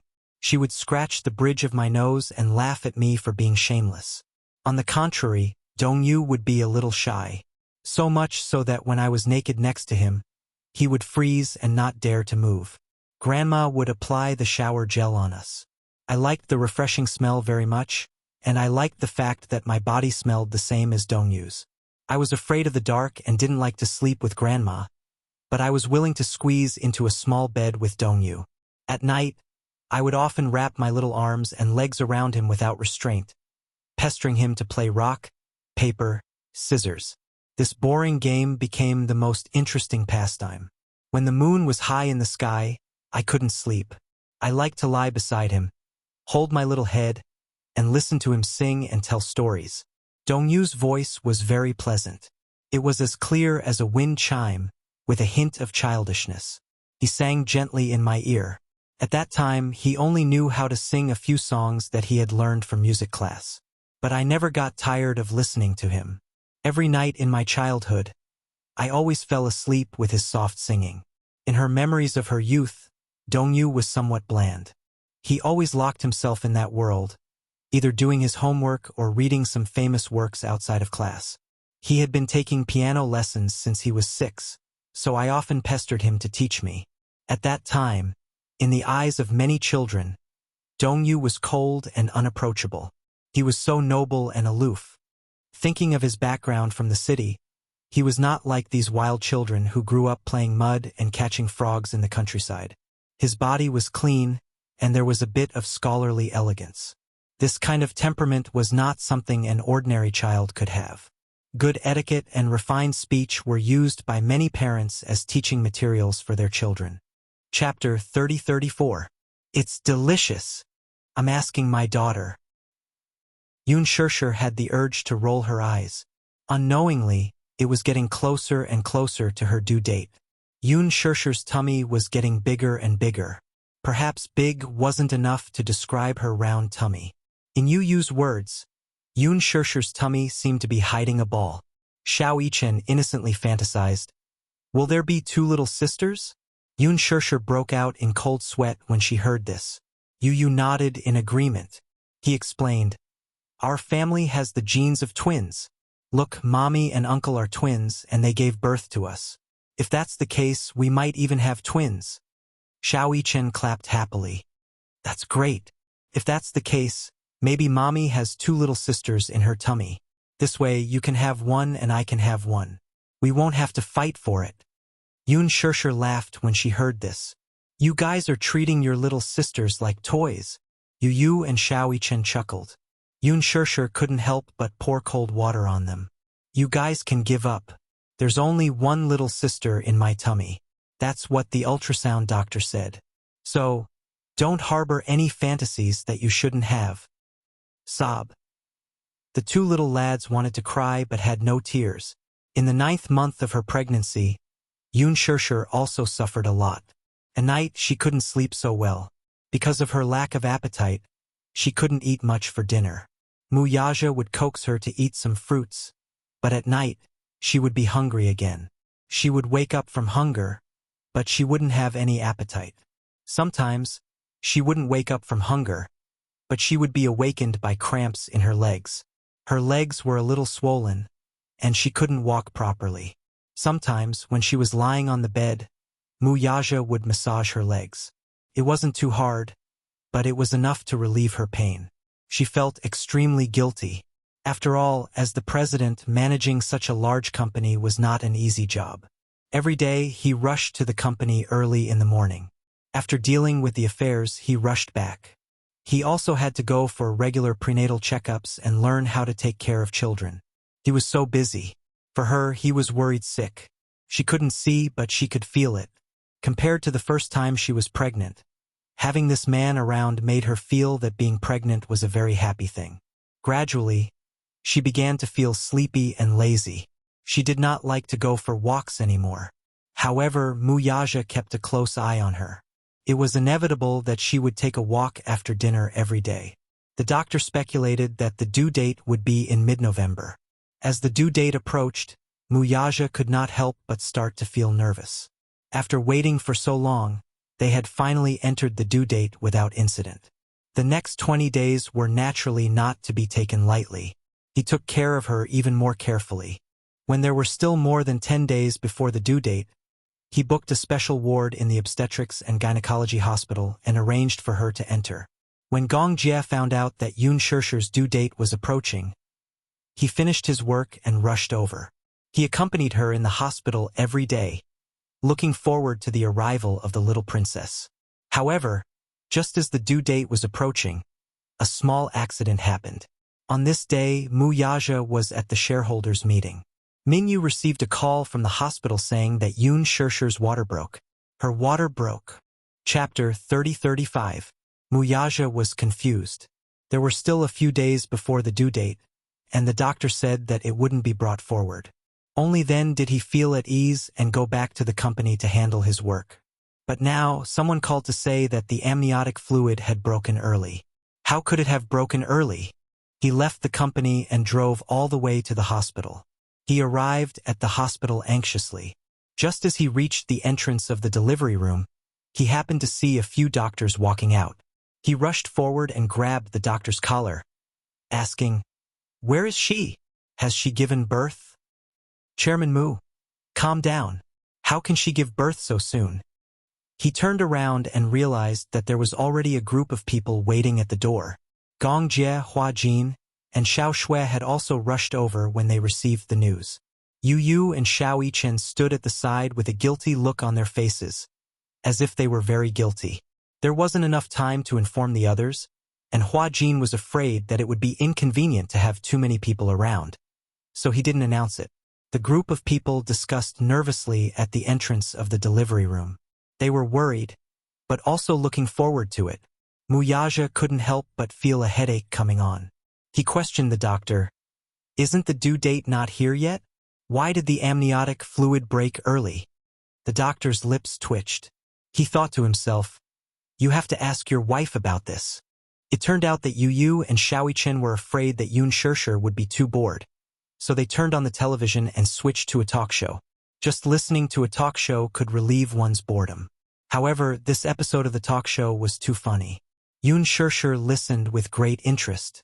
When she heard a joke, she laughed a little too hard and actually broke her amniotic fluid. When the amniotic fluid broke, Gong Jie was dumbfounded.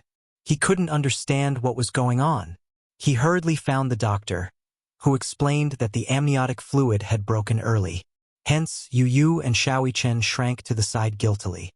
Her amniotic fluid had broken, so she could only hurry up and induce labor. Fortunately, the due date was not far away. It was not a big deal, but she had to induce labor. The doctor pushed Yun Shishir into the waiting room. She had just been induced to give birth and did an internal examination. Yun Shishir was in so much pain that she wanted to die. The internal examination was quite painful. Yun Shishir had experienced it once before, but after a few years, she had almost forgotten it.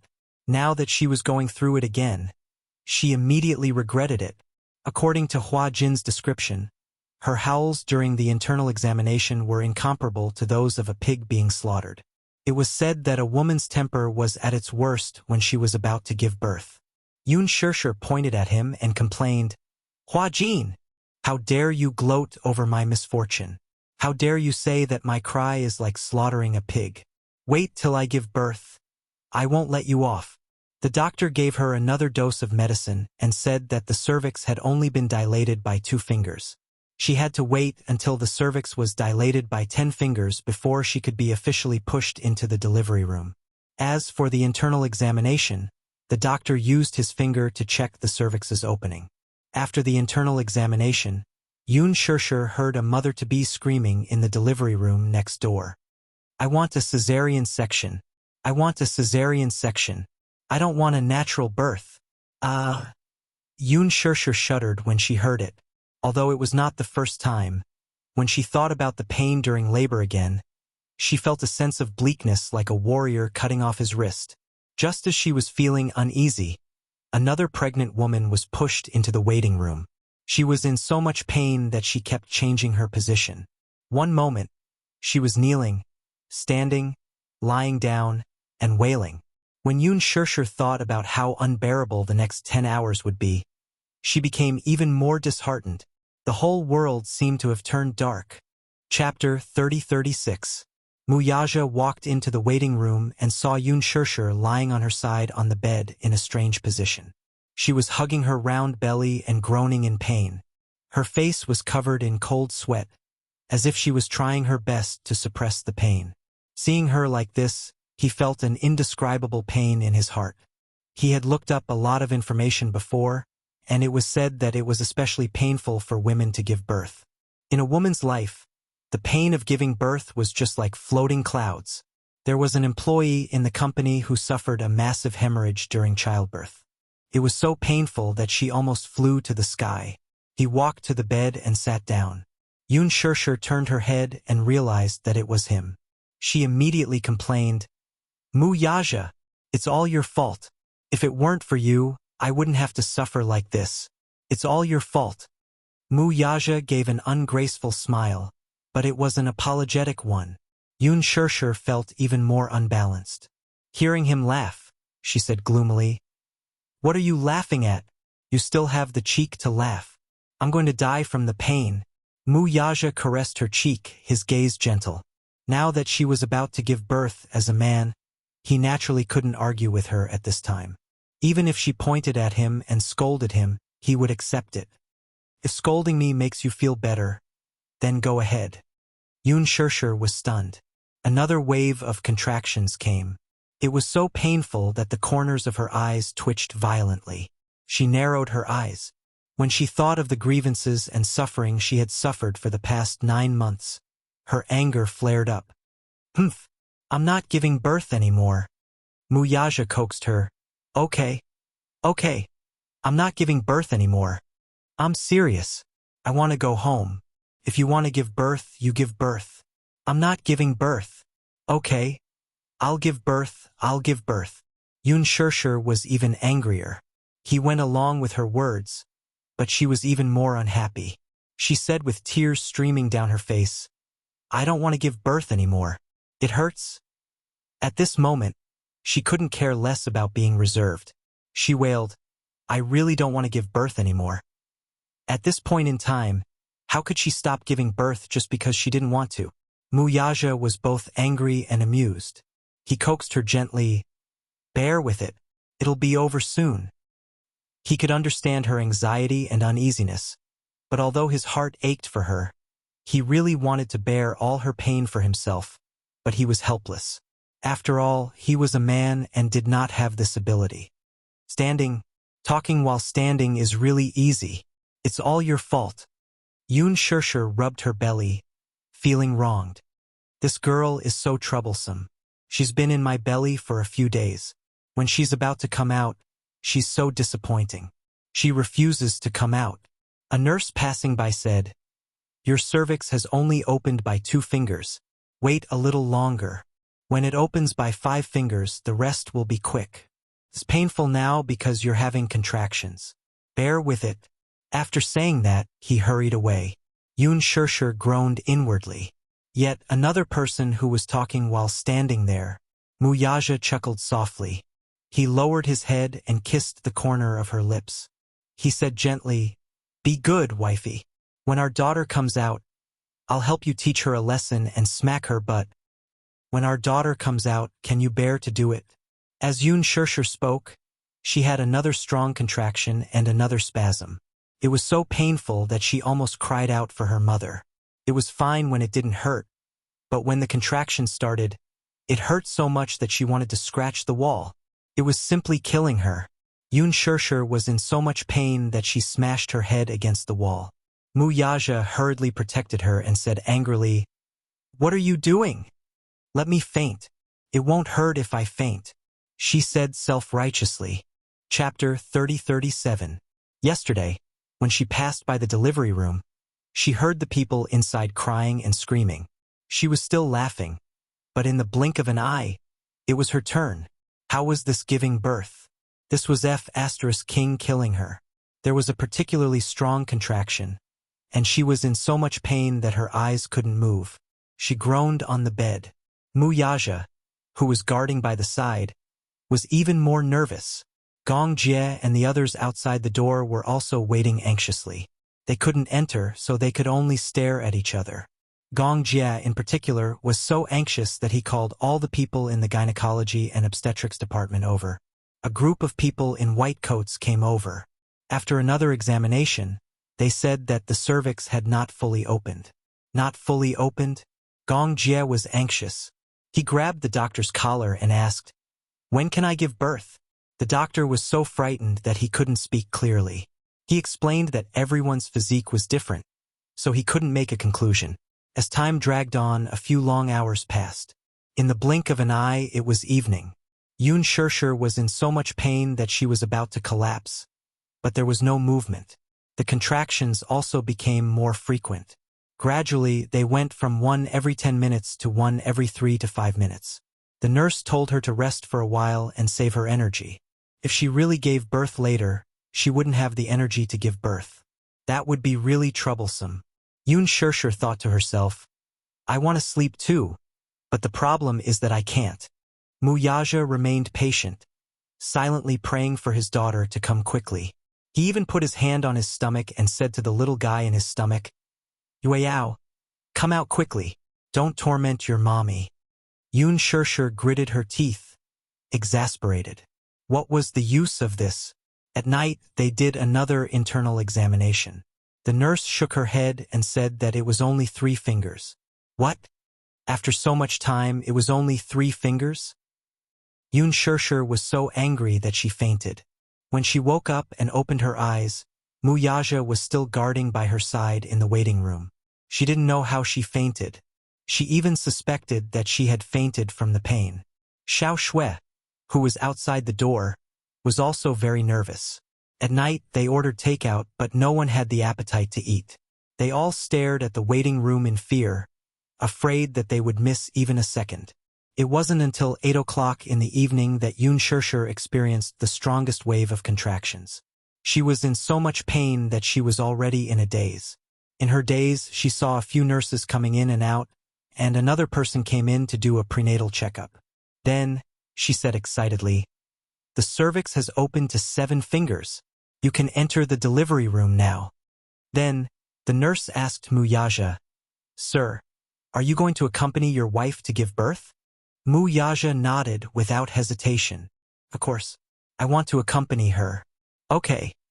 Then come with me to change into sterile clothes." "All right." Muyaja turned around and held Yun Shirshir's hand tightly. He smiled and said, "Madam, wait for me. Okay? I'll be right there." "Okay." Yun Shirshir nodded weakly. Muyaja turned around and left. A few minutes later, a few nurses walked in and pushed her into the delivery room. Only then did she regain consciousness. However, the cervix was still open. Every minute and every second was a living torture. Chapter 30-38. When Muyaja walked in after changing his clothes, he saw her lying on the bed. Because she had struggled, her face was extremely haggard. Her hair was disheveled. and her clothes were disheveled. He was stunned for a few seconds before he reacted. He walked to her side and held her hand tightly, his heart aching for her. Yun Shirshir called out his name in pain. Mu Yaja, I'm here. Hubby, I'm here. Hubby, I'm in so much pain that I can't take it anymore. Mu Yaja's heart ached terribly. What do you mean you can't wake up? My wife can do it. I don't want to give birth anymore. Boo-hoo. Yun Shirshir was utterly defeated. Mu Yaja's eyes were red with heartache. He turned around and grabbed the nurse. My wife said she doesn't want to give birth anymore. She's in so much pain. Is there any way? The nurse said, wait a moment. Then she turned around and left. After a while, the nurse came back with a delivery ball. It was about half the height of Yu's body. It was very elastic and looked like a bigger yoga ball. She said, help your wife sit on this ball and weigh it a few times. This will help open the cervix. Mu Yaja nodded and helped Yun Shirshir sit on the delivery ball. He supported her body and supported her steadily. If it were in the past, this would be too childish and he would never do it. But now, he was willing to pay any price to help her get rid of her suffering. Yun Shirshir was tormented by wave after wave of excruciating pain. This time, the pain wasn't like before. It was as if two of her bones were being separated bit by bit. She was in so much pain that she desperately grabbed Mu Yaja's arm. Her other hand was like a cat, desperately scratching whatever she could reach. Mu Yaja looked at her frantic expression, and his heart ached so much that he almost suffocated, especially when he saw that her nails were broken and embedded in her flesh because of her scratching. His heart ached even more.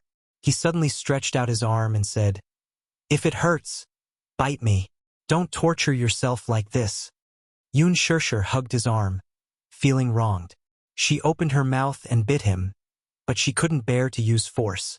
When the nurses saw this scene, especially when they saw the heartache in Mu Yaja's eyes, they felt warmth in their hearts. Many husbands had accompanied their wives to this delivery room before, but most of them stood there like a block of wood. Among them, there were even some men who were impatient and full of complaints.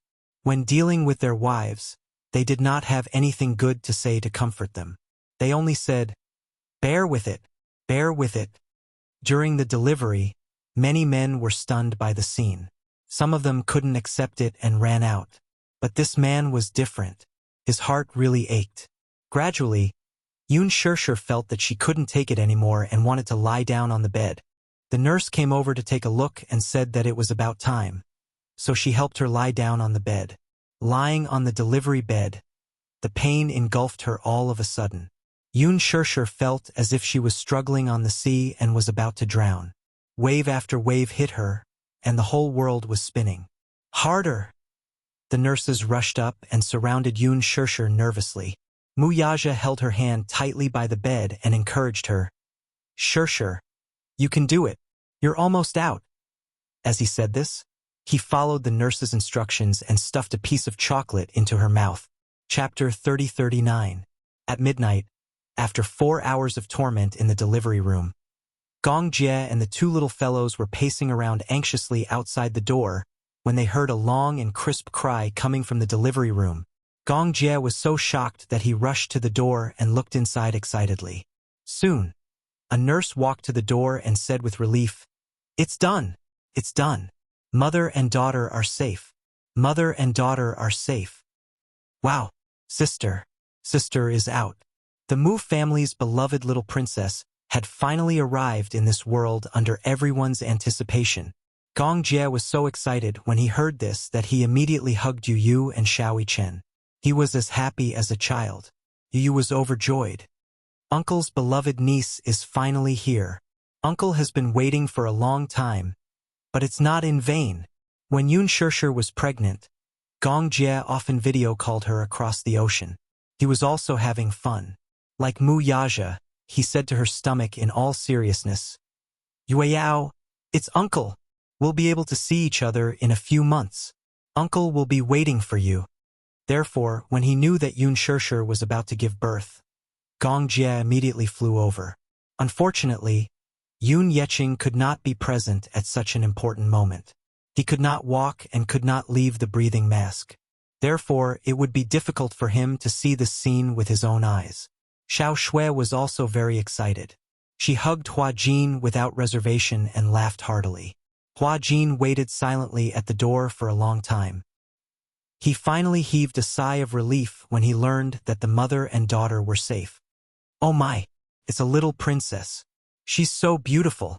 The nurse carried the baby, wiped his body clean, pressed his footprints and weighed him. After a series of examinations, the baby was very healthy. He opened his two chubby little paws and cried loudly. His voice was clear and loud. She was placed in a swaddle and carried to the man who was waiting by the bed. After giving birth, Yun Shirshir was exhausted. Her clothes were wet with sweat. Mu Yaja's heart ached for her. He kept kissing her and smiling, but his eyes couldn't help but become wet and red. Shirshir, I love you. He kept kissing her, but he didn't get tired of it. Yun Shirshir didn't have the strength to respond, but she heard his mellow voice choking with emotion. Her nose was also a little sore. I love you too. Mu Yaja sighed in his heart. Gestation is such a miraculous thing. He had once again created a cute little life with her. Unlike her first pregnancy, this time, he had been by her side the entire time. And the most fortunate thing was that he had witnessed this moment with his own eyes. Thank God. Mother and daughter are safe. Sir, look, your daughter is so beautiful. He was just born, but he has a head of shiny black hair. Mu Yaja immediately and carefully took the child from the nurse's arms. He finally saw the little guy who had been in her stomach for more than 9 months. His expression was a little sincere and solemn, and even a little nervous. Although he usually looked like he was strategizing and always had a calm and composed face, when he carried the child, he was a little flustered, afraid that he wouldn't hold it well, until a magical scene happened. For some reason, the child stopped crying when she was in his arms. Chapter 30-40. Just like Xiaoi Chen, the newborn baby's face was red and wrinkled. The nurse said it was pretty, but he thought it was ugly. However, he knew that the baby had just been born and hadn't grown up yet. Just by looking at the baby's eyes, he knew that it would be very beautiful when it grew up, like Xiaoi Chen and also like Yu Yu. However, the baby suddenly stopped crying. He looked up nervously and asked, "Why did she stop crying?" The nurse smiled and said, "This is the first time we've seen it. She was crying so much when she was in our arms. Why did she stop crying when she was in your arms? Maybe the father and daughter have telepathy. Don't worry, sir. We've done a checkup. The baby is very healthy." Mu Yaja's heart finally calmed down. It was a good thing that the baby was healthy. The more he looked at the chubby little angel in his arms, the more satisfied he felt. There was a doting smile in the corners of his eyes, and his expression relaxed a little. As he smiled, the baby's lips curled up slightly as if she was smiling. He was surprised, so he carried the baby to Yun Shirshir and said gently, "Honey, look, Yueyao is smiling." Yun Shirshir held onto the railing of the delivery bed weakly and sat up slightly. Suddenly, she smiled weakly and said, "I can't see." Mu Yaja felt a little upset when he heard that. "Can I touch her?" The nurse said, "Yes, you can." She reached out and touched the baby's lips. She was surprised when she touched the baby's lips. She's really smiling. Mu Yaja was worried that she wouldn't have the strength to sit up properly. So he carried the baby closer to her so that she could get closer to the baby. Yun Shirshir's heart suddenly surged. When she first found out that she was pregnant, she was a little taken aback. She thought that having Yu Yu and Xiaoi Chen around was enough to cause a ruckus. But when she saw this little guy with her own eyes, her heart was filled with endless emotions, and the corners of her eyes couldn't help but become moist. She suddenly felt that the pain she had suffered just now wasn't in vain. If her child could be born healthy, all the suffering she had suffered would be worth it. So cute. Her maternal instincts were stimulated to the extreme as she reached out to carry the child. Mu Yaja carefully watched over her and realized that, although she was exhausted, she was still able to hold the child steadily. This was probably the power of motherhood. "Yueyao, you're finally here." Daddy and Mommy have been waiting for you for a long time, Yun Shirshir said and gently kissed the corner of her eyebrows. She touched the baby's eyes and found that she couldn't open them. Her eyes were closed, and her eyelashes were long, thick, and slightly curled. In this aspect, she resembled her father a lot. In her warm embrace, the baby suddenly opened her mouth and moaned. Her little mouth moved a little, as if she wanted to suck on something instinctively. The nurse was amused. She's going to drink milk, Yun Shirshir asked. Can she eat now? There's no rush to feed her. The little guy is so obedient and doesn't make a fuss. There are so many babies who just came out and they're crying so hard. She must take after her father in this aspect, right? Mu Yaja's face strangely turned red, and he smiled. He was actually shy. Don't say any more. Daddy is shy. Chapter 3041. Hubby, you're going to be a father again. He smiled, raised his hand, and gently caressed her cheek. Touched, he said, My wife, it's been hard on you. I won't. Yun Shirshir lowered her head again and blinked. She wanted to see the little princess more clearly, but her vision was blurry. Even though she couldn't see, she felt more satisfied and happy with the child in her arms. As long as she can be healthy, I feel that all the pain and suffering is worth it. Are you tired? Why don't you rest for a while? Mu Yaja took the child from her arms, not wanting her to work too hard. Yun Shirshir nodded and didn't force herself. She was happy that the child was born and wanted to hold it for a while longer. However, she was really exhausted after such an experience. Hence, she closed her eyes and fell asleep very quickly. When she woke up again, she had already been sent back to the ward. When she was awake, she heard Gong Jie and Hua Jin arguing. Yao was smiling at me. This means that my niece and I have telepathy, Hua Jin emphasized. Before you came over, when I held her little hand, she was already smiling. Shut up. It's true. You're being unreasonable. Do you believe that I'll beat you up? I do. Then tell me, who exactly was she smiling at? You. Gong Jie's domineering tone and Hua Jin's resentful tone formed a stark contrast. The child had already been sent to the room. Gong Jie and Hua Jin rushed over excitedly to see the little princess. Hua Jin was the first to go up and grab Yueyao's hand. In the end, just as Yueyao's lips curled up, Gong Jie came over and saw it. He was pleasantly surprised and said that his niece was smiling at him. Hua Jin emphasized that Yueyao was smiling at him, and he just happened to come over. The Gong Jie could not take it anymore. His face immediately darkened. Mu Yaja stayed by her bedside and held her hand. Although he wanted to be with his daughter, Gong Jie, Hua Jin, Yu, Xiao Chen, and Xiao Shui surrounded the little princess. With so many people accompanying the little princess, he felt sorry for his own woman and naturally wanted to protect his wife. For his little princess, his daughter had suffered so much. She was a daughter after all, so there would be a lot of time to accompany her in the future. But his woman had suffered so much, so he naturally had to take good care of her. Yun Shirshir didn't open her eyes. She didn't have any strength, so she fell asleep again. Yu looked at the little princess and felt a little curious. Little sister's face is so wrinkled. Xiao Chen said, I was like this when I was born too. His face is so wrinkled and ugly. Yu gave him a sidelong glance. You've seen it before? Of course. Xiao Chen said, Daddy took a photo of me and even showed it to me. Oh, it's so disgusting. Hua Jin didn't know whether to laugh or cry. How can you say that you're disgusting? But it's really disgusting, Xiao Chen said pitifully. Then he changed the topic and said proudly, But Daddy said that I was just born at that time and hadn't grown up yet. Aren't I still so beautiful now? Little sister is definitely prettier than me.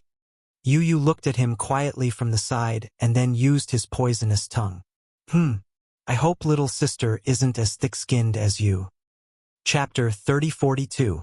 You're the one who's not pretty. Xiao Chen was not angry. Instead, he retorted, We're twins. If you say that I'm not pretty, aren't you just indirectly saying that you're ugly?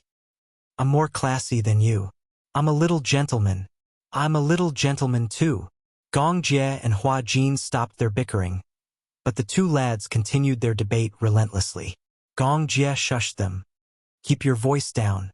That's right. If the little princess wakes up, are you going to be responsible for feeding her? Xiao Shui said. Yu Yu and Xiao Yichen then tacitly shut their little mouths. Gong Jie said, I want to hug her. Hua Jin said, you can't hug her. If she wakes up, she'll really cry. Shirshir is still sleeping and there's no one to feed her. Moreover, the nurse said that it's best to wait for the child to wake up naturally before feeding her. Xiao Yichen said, when little sister was in mommy's stomach, she didn't drink milk for more than 9 months. Wouldn't she be hungry? Everyone was silent. This question also stumped Yu Yu. Gong Jie couldn't answer it either. The group of people silently looked at Muyaja. Gong Jie said, brother-in-law, you're knowledgeable. Why don't you answer this question? Muyaja felt like an old bespectacled professor, and the group of people in front of him were all like giant babies. He ignored them. Everyone knew what was good for them. At this moment, Muyaja was guarding his wife. He couldn't be bothered with them. The group of people looked at the little princess fondly. In their eyes, the little Yueyao was like a little angel flapping her wings. Her entire body was glowing. Even though Muyaja sent people to guard the news of Yun Shirshir giving birth and surrounded the hospital tightly, there were still many media outlets that rushed over. Ever since she became pregnant, because Muyaja was very protective of his wife, Yun Shirshir disappeared from the public for a long time. Fans were curious and looked forward to hearing news about Yun Shirshir. However, when the reporters rushed over, they were stopped by the bodyguards at the entrance. They were chased away by the bodyguards. Some of them insisted on going to the hospital, so the bodyguards smashed their cameras and chased them away. Muyaja's attitude was so rude and unreasonable because he did not want the little princess to be exposed to the public. He naturally wanted to protect his daughter well. These paparazzi were angry, but they did not dare to say anything. After all, the Xingyu financial group was so big, and they knew Muyaja's means.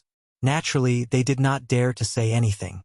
Some good friends naturally came to the hospital to visit when they heard the news of such a joyous occasion.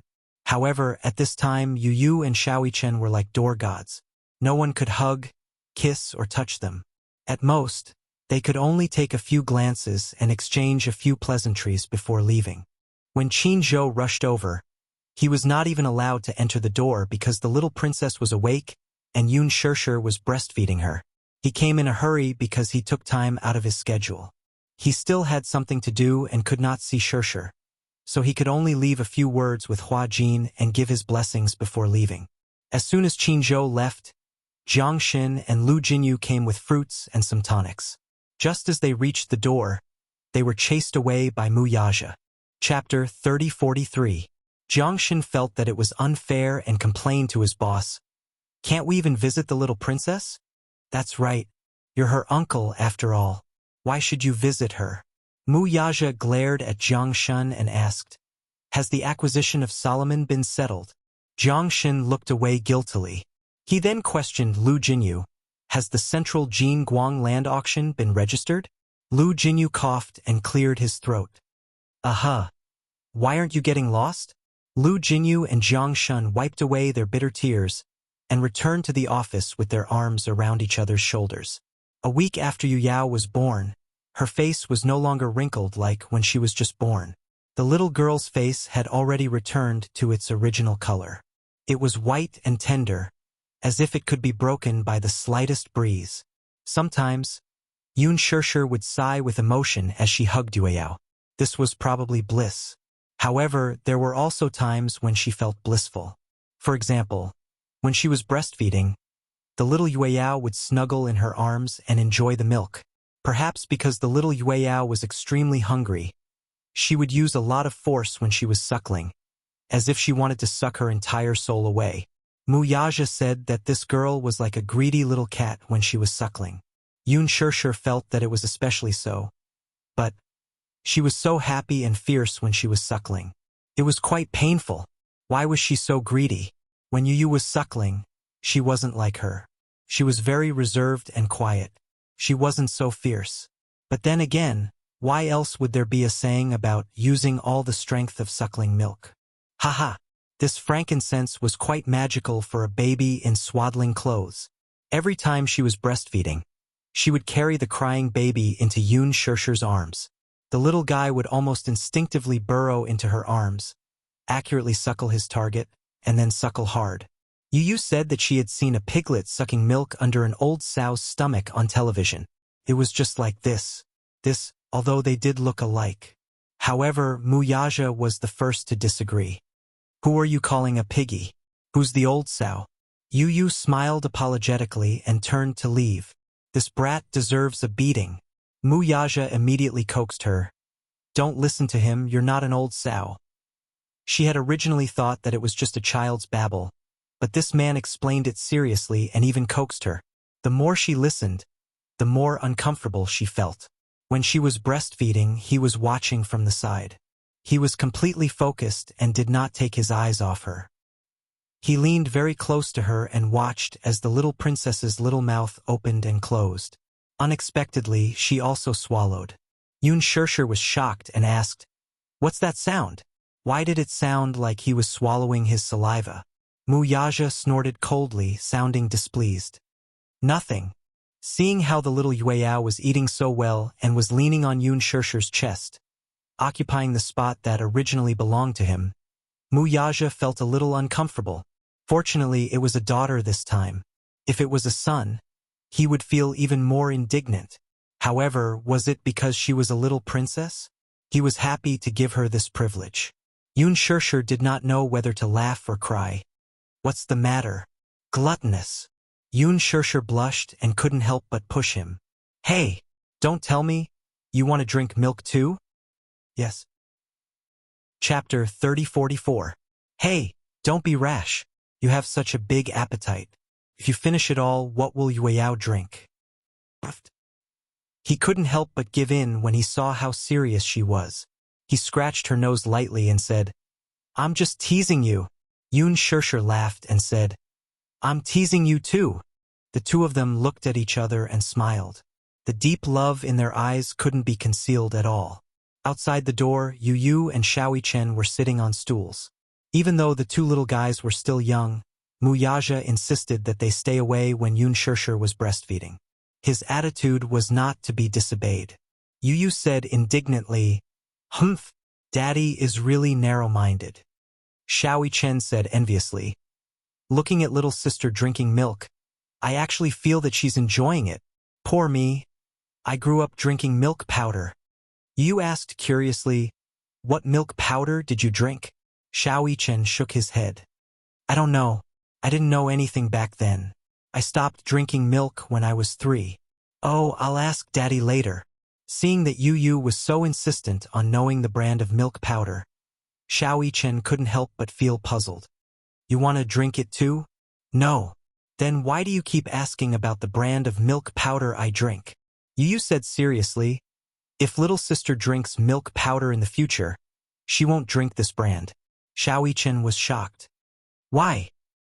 I suspect that you're so stupid because you drank this brand of milk powder. Xiaoi Chen was once again struck by Yu's venomous tongue. He slumped into the chair, unable to get up. However, after spending so much time together, Xiaoi Chen was already used to Yu's venomous tongue. He ignored Yu and clenched his little fists tightly as though he was making a vow. He encouraged himself and said, in the future, with a woman in our family, I must become stronger. Only then can I protect Mommy and my beloved sister. Yu said, you just have to be smarter. Don't drag your sister down when the time comes. Xiaoi Chen felt wronged and said, Yu, my heart hurts when you talk about your brother like that. Since you know that your brother is the oldest, it'll be embarrassing if little sister crushes your IQ in the future. Yu continued, in the future, when little sister goes to school, she'll come to you with her homework. If you can't answer the questions correctly, little sister will despise you. Little Yi Chen hummed in acknowledgement before saying, don't I have you? In the future, if little sister has a problem, she'll come to you. What about you? Yu looked at him with disdain. Me? Xiao Chen smiled proudly. If anyone dares to bully little sister in the future, I'll let them have a taste of my fists. Violent maniac. What else can I do? Xiao Chen put his hands on his hips indignantly. If little sister gets bullied outside, do you think she can rely on your fancy martial arts skills? Yu blushed guiltily. Indeed, his fists and kicks were no match for Xiao Chen's. He didn't know where Xiao Chen got his strange strength from. After feeding Yueyao, little Yueyao settled down. Wuxia opened the door and let the two little guys into the room. Yu ran to the bedside excitedly. He straightened his neck and said, "Mommy, mommy, I want to hug little sister." However, Wuxia said, "No." Chapter 30:45. When Yu heard this, she pouted and said unwillingly, "Why? What if your arm can't hold little sister and she falls?" Xiao Chen came over and opened his arms. "Mommy, let me hold her. I'll hold her properly and not let her fall." Wuxia groaned but did not reject him. Yun Shishir also trusted him. He was taller than Yu and would definitely be able to hold the little princess steadily. However, she was still a little worried and asked, "Do you know how to hold her?" Xiao Chen nodded vigorously. Yes, the confinement nanny taught me. I learned it very seriously. The way to hold a child was also very particular. If the position was not right, the child would feel uncomfortable and cry loudly. Moreover, the bones of newborn babies were very soft. If one was not careful, it was possible to hurt the baby. Yun Shishir reminded him, "Then you must be gentle and be careful." Okay. Xiao Chen immediately walked over and took little sister from Yun Shishir's arms with a sincere expression. Yu stared at them from the side. When she saw that Xiao Chen could be held but she was not allowed to, she couldn't help but feel a little jealous. Biased. Daddy is biased. Mommy is biased too. He crossed his arms and sulked. He turned his head away and ignored them. Yun Shishir smiled helplessly. Then, she heard Xiao Chen suddenly whisper, "Little sister opened her eyes. She's looking at me." When Yu heard this, her anger immediately dissipated. She quickly went over and saw that the little princess, who was in Xiao Chen's arms, had suddenly opened her eyes. She had a pair of big, clear eyes. Her eyelashes were long and curly, and her eyeballs were as black and shiny as onyx. She blinked and clenched her little fists. As she looked at Xiao Chen, the corners of her eyes curved. Her cherry lips parted and revealed a bright smile. When Yu saw this, her heart almost melted. Her face flushed red and she wished she could snatch little Yueyao into her arms and hug her properly. However, this was just a thought. Yun Shishir suddenly said, "Does this child really like to cry? I saw other babies cry in the middle of the night after they were born. But little Yueyao only cries when she's hungry." When the confinement nanny changed her diaper, she was also surprised. She said that it's a miracle that she was born to smile. Wuxia said, "Little Yueyao Yu." Little Chen doted on her and carefully hugged her. However, to his surprise, little Yueyao reached out a chubby little paw and suddenly grabbed his collar. He did not know where she got her strength from, but she held on tightly. With a tug, her two little feet suddenly kicked as if she was excited. Yu's face flushed red when he saw how adorable little Yueyao was. He clamored for a hug and turned his head to plead, "Daddy, can't you let me hug her? I'll sit on the bed and hug little Yueyao carefully. She won't fall." When Wuxia saw that he really wanted to hug little Yueyao, he nodded and said, "Okay." Thus, Yu excitedly took little Yueyao from Xiao Chen's arms. He had learned how to carry babies from the confinement nanny, and he had learned it together with Xiao Chen. This was the first time he carried little Yueyao in his arms. She was so small and soft that he could not bear to use his strength. Chapter 30:46. When little Yueyao saw him, she was also curious. She widened her eyes slightly and looked at him curiously. Yu gazed at her tenderly, his heart filled with tenderness. He had been looking forward to this little thing for a long time. He had always dreamed of having a younger sister and had been looking forward to it for a long time. He also had high hopes for Wuxia. Fortunately, His daddy had not let him down and had not made him wait for too long. His younger sister had been born for more than a week. Because she was sleeping most of the time, he rarely saw her open her eyes. Especially when she was smiling with her eyes open, it was very rare. Once, he heard his daddy mention that his younger sister loved to smile. When she smiled, her eyes would curve like two crescent moons. He was even more curious, but he never had the chance to see it. Even though his health was not good and he needed to rest recently and couldn't run much, he couldn't bear to go home when his younger sister was in the hospital. Every time he reluctantly went home and lay in bed, the image of his younger sister's young face would always appear in his mind. His heart felt so full, as if there was nothing filling it up. There was a voice that kept repeating, You finally have a younger sister. From now on, you must be the best brother in the world. Let your younger sister be the happiest sister in the world. When Yun Shishir was pregnant, he and Xiao Yichen wrote in their diaries seriously, looking forward to their younger sister's arrival day and night. When Zhongli came to visit Yun Shishir, she deliberately teased him and said, When you have a younger sister in the future, Daddy and Mommy will dote on her. They won't dote on you anymore. Now that the two-child policy was fully open, every family could have a second child. Zhongli also wanted to have a second child. She wanted to have another son so that she could have both a son and a daughter. However, when she accidentally mentioned this to her daughter was very resistant and said that she didn't want a younger brother or sister. If she had a second child, she would run away from home. Nowadays, the majority of people were only children. However, when the second child era came, many older children were very resistant to it. Originally, the family revolved around one person. If they had a second child, it would mean that the younger brother or sister would take away the love that originally belonged to them. Naturally, the eldest son was unwilling. However, Yu said, Even if my younger sister is born, Mommy will still dote on me. Says who? Look, your younger sister is so cute. Your mommy loves her so much. From now on, her love will not only belong to you and Xiao Yichen. When Yu heard this, he smiled and said, If it's a younger sister, it's okay. He lowered his head and looked at the crib. His heart seemed to be filled with tenderness as he looked at the little life dotingly. He said softly, If it's a little sister, it's okay to share all the love that Mommy has for me with her. I will also pamper her and grow up with her. Zhongli looked at him in surprise, only to see the gentleness in his eyes. He was so touched by this child. She said to Yun Shishir, Shishir, you're so lucky to have these two considerate kids, and I'm so jealous of you. Yun Shishir was also very touched. She had asked Yu in private if he would be jealous if they revolved around their younger sister in the future. Chapter 3047. Yun Shishir's heart was filled with warmth when she heard these words. At that moment, Yu hugged his little sister. His heart was filled with emotions. Ever since his little sister was born, there had been constant changes.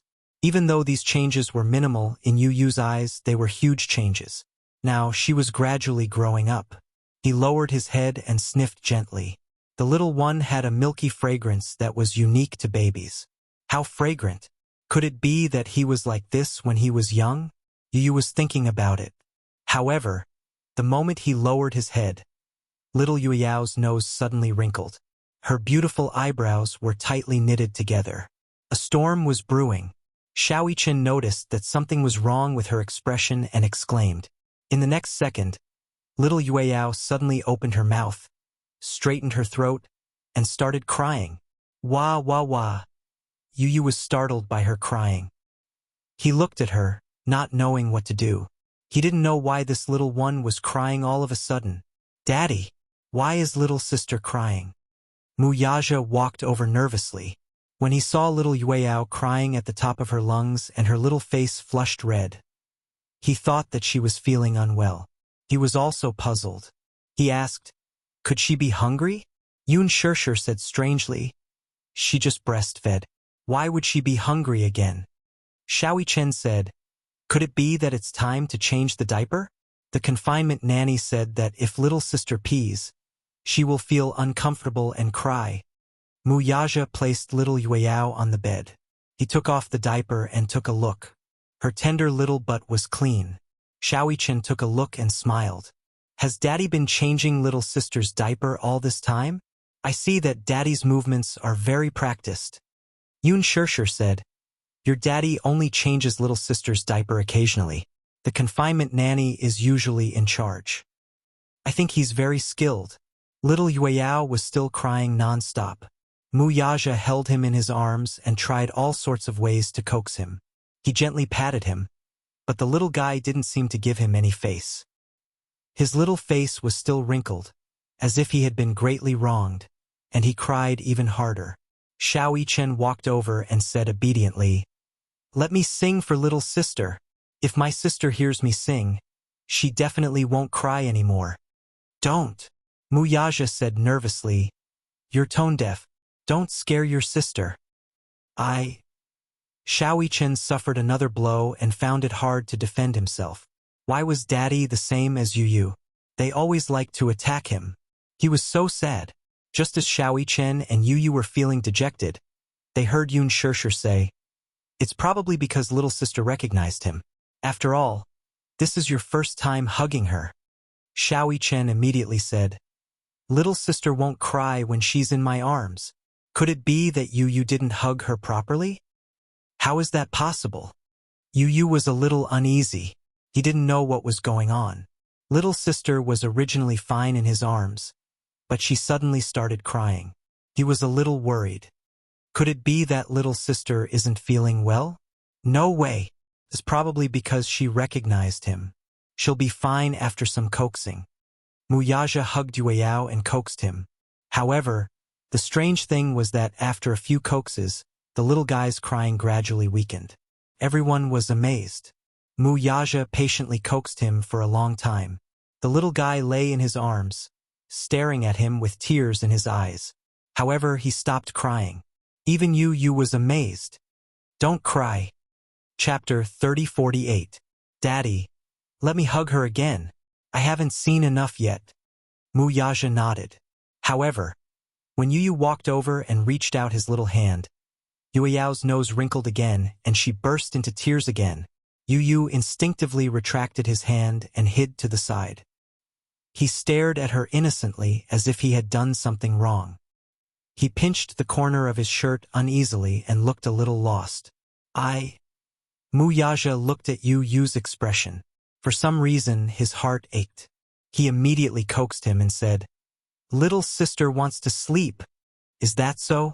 However, Yu still felt sad. Little sister didn't seem to like him that much. It was fine when Xiaoyichen hugged her or when Daddy hugged her. But why did little sister cry so badly when it was his turn? He felt sad and a little disappointed. He sat by the window and watched helplessly. His heart ached so much that his eyes almost turned red. Mu Yaja finally coaxed little sister to sleep and placed her in the crib. Xiaoyichen lay by the bed and watched. However, Yu didn't dare to go closer. He watched from afar, afraid that little sister would cry again if he went closer. Gong Jie and Hua Jin knocked on the door and walked in. Hua Jin held a box of food in his hand and said, It's time to eat. While Yun Shirshir was hospitalized, Hua Jin and Gong Jie stayed at the hospital every day. Yun Shirshir's meals were all taken care of by the confinement nanny. Tonight, they specially made white crucian carp soup. It was said that drinking this soup would nourish qi, strengthen the spleen, clear the channels, and lower the breast. She drank it for 2 consecutive days and didn't feel anything special. However, there was indeed such a saying. As for Mu Yaja, Gong Jie, and the others, they naturally settled their own meals. If there were no special circumstances, Mu Yaja basically stayed close to her. When Gong Jie and Hua Jin went out to eat, they would bring back fast food for him. Sometimes it was a box lunch, and sometimes it was cooked by Hua Jin himself. Hua Jin's culinary skills were not bad, and Mu Yaja recognized it. Sometimes he would take the initiative to ask to eat Hua Jin's cooking. Yu sat at the table unhappily. She held her chopsticks and looked at the sumptuous dishes, but she had no appetite. Gong Jie saw this and couldn't help but scratch his nose. What's wrong? Why do you look so glum? Uncle, Will little sister cry when you hug her? Gong Jie was a little confused. He raised his eyebrows and said, No, Yueyao doesn't like to cry. She especially likes to laugh. Why are you asking this? Yu then asked Hua Jin, What about Uncle Hua Jin? Hua Jin covered his face and said, I haven't hugged her yet. He wanted to hug her too, but Mu Yaja and Gong Jie both disagreed. Yu was even more disappointed. Little sister cries a lot when I hug her. Hua Jin remarked, Isn't it normal for such a small child to cry and throw a tantrum? But everyone says that little sister loves to laugh and rarely cries. Why did she cry when she was in my arms? Gong Jie rubbed his round face and said, You can try again next time. Maybe little sister is sleepy and wants to sleep. A baby this big is especially sleepy. Don't think too much, okay? Oh, Yu had originally thought that this situation was probably just a coincidence, so he didn't think too much about it. However, he didn't expect that this situation would continue to happen. The next day, Yu went to the hospital. The confinement nanny had just changed the baby's diaper. He walked over and asked to hug little sister again. Chapter 3049. After receiving his permission, Yu was elated and carried Yueyao in his arms. However, the little thing was originally grinning from ear to ear. When she was carried in his arms, she did not react at first. But after a while, just like last night, a storm was brewing. She whimpered for a while, blinked her eyes, and 2 drops of tears fell. Her tears fell rapidly and slid down her cheeks. Her cries were earth-shattering as they escaped her little mouth from her throat. Yu was caught off guard. He watched as her little mouth opened wide. He could even see the quivering little tongue in the depths of her throat. Wah! The little one opened her mouth and cried earth-shatteringly. She even lifted her little leg and kicked his arm, as though she despised him. She used a lot of strength. Yu was in pain from the kick, but he didn't dare to let go, for fear that he would hurt his little sister in his arms. The confinement nanny hurriedly took the child from him and coaxed her for a long time. In the end, she still ended up in Yun Shirshir's arms. Only then did she stop crying. When Yu saw that this situation had repeated itself, he was extremely upset. He sat in a corner with his handsome brows slightly furrowed. Disappointment was written all over his face. Yun Shirshir couldn't see the disappointment on his face, but Mu Yaja could. He pulled him to the front of the room and stared at his face as he asked, What's the matter? You don't look happy. Daddy? Yu fiddled with his soft fingers, feeling aggrieved.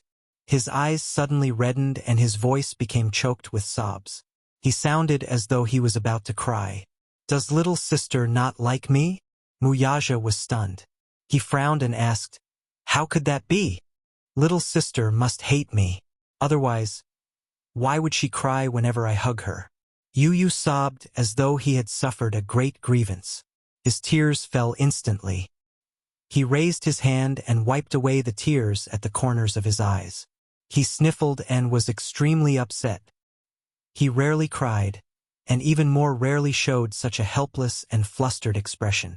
He always had a calm and collected expression, probably because he was too sad, too upset, and also a little scared. His imagination was running wild, and he was worried that his sister really hated him, so he felt very wronged. Mu Yaja had never been good at comforting others. Seeing that little munchkin was so upset, he only patted him on the shoulder lightly, but it was difficult to console him. When Yun Shirshir heard this, she felt a sharp pain in her heart. She immediately said, Yu, don't let your imagination run wild. Little sister, why would little sister hate to you? Then why does she cry whenever I hug her? He was even more aggrieved. I didn't want little sister to hate me. To his tearses to s's twos. He's evens to little to us. Twos. I like little sister so much. I think she likes me as her brother too. Mu Yaja hugged him gently. Xiao Yichen was beside them, but he didn't know how to comfort him. At this moment, the confinement nanny walked over and said with a smile, Yu, could it be that the smell of Chinese medicine on you is too strong? Although little sister is still young, her nose is very sensitive. Of course she doesn't like the smell of Chinese medicine. When Xiaoqian heard this, he immediately leaned over and sniffed his body. He nodded and said, "Yeah, the smell of Chinese medicine is indeed a little strong." He had indeed been drinking Chinese medicine for the past few days. "Is that really the case?" Yu stopped crying. He raised both his arms and sniffed himself, but he couldn't smell anything. This was because he had been drinking Chinese medicine and his nose was already used to the smell. He couldn't smell anything strange anymore. Chapter 30-50. His heart wasn't good. Every time the season changed, his heart would palpitate if he didn't take care of it. Hence, he had been drinking Chinese medicine for the past few days. People who drank Chinese medicine would more or less have the smell of Chinese medicine on them. They might not be able to smell it normally because the smell was very faint if they kept a distance. However, when they were close enough, they could smell it clearly. Because of that, Yu Yao, who was being held in his bosom, was able to smell it the clearest. Because of that, she began to resist. The child was still young and couldn't speak yet. Hence, she could only cry to express her dissatisfaction. The confinement nanny was just saying it to comfort him, telling him not to take this matter to heart. However, the boy, who loved his sister dearly, kept this matter in his heart. When he got home that night, the nanny had boiled the Chinese medicine and placed it on the table. She called out to him, Yu, time to drink your medicine." After Yun Shirshir gave birth, Muyaja had arranged for her to go to the best confinement center in the capital for her confinement. During her absence, he had hired a nanny to take care of the two children. Yu walked over and glanced at the Chinese medicine. Suddenly, he remembered how his sister had cried and his heart ached again. It was all this Chinese medicine's fault. He hated this medicine to the core. However, he didn't show it on his face. Instead, he said to the nanny, "Auntie, I'll bring it back to my room to drink. Okay, be careful. It's hot. You can drink it after it cools down." "Okay." Yu picked up the bowl and walked back to his room. The nanny reminded him from behind, "Be careful. Don't spill it." "Okay. Got it." Yu carried the bowl back to his room and closed the door. He lowered his head and sniffed it. Instantly, he frowned. Indeed, Chinese medicine smelled really bad. If he hadn't been used to it and drank it often, he probably wouldn't have been able to stand the smell. Thinking of Yu Yao, he hesitated for a moment. Then, he walked to the bedside, opened the window, and poured the medicine out onto the flower bed. He was smart enough to keep a mouthful and not pour it all out. Every time he drank it, there would be some dregs left. If he poured it all out at once, it would arouse suspicion. After sitting in the room for half an hour, he walked out with the bowl of medicine and placed it on the table. He said to the housekeeper, "It's finished." The nanny walked over with the clean clothes, but she didn't think much of it. She nodded and said, "Leave it there. I'll wash it later." "Yes. Okay, thank you, Auntie." This child. There's no need to be so polite. Yu's thoughtfulness warmed her heart.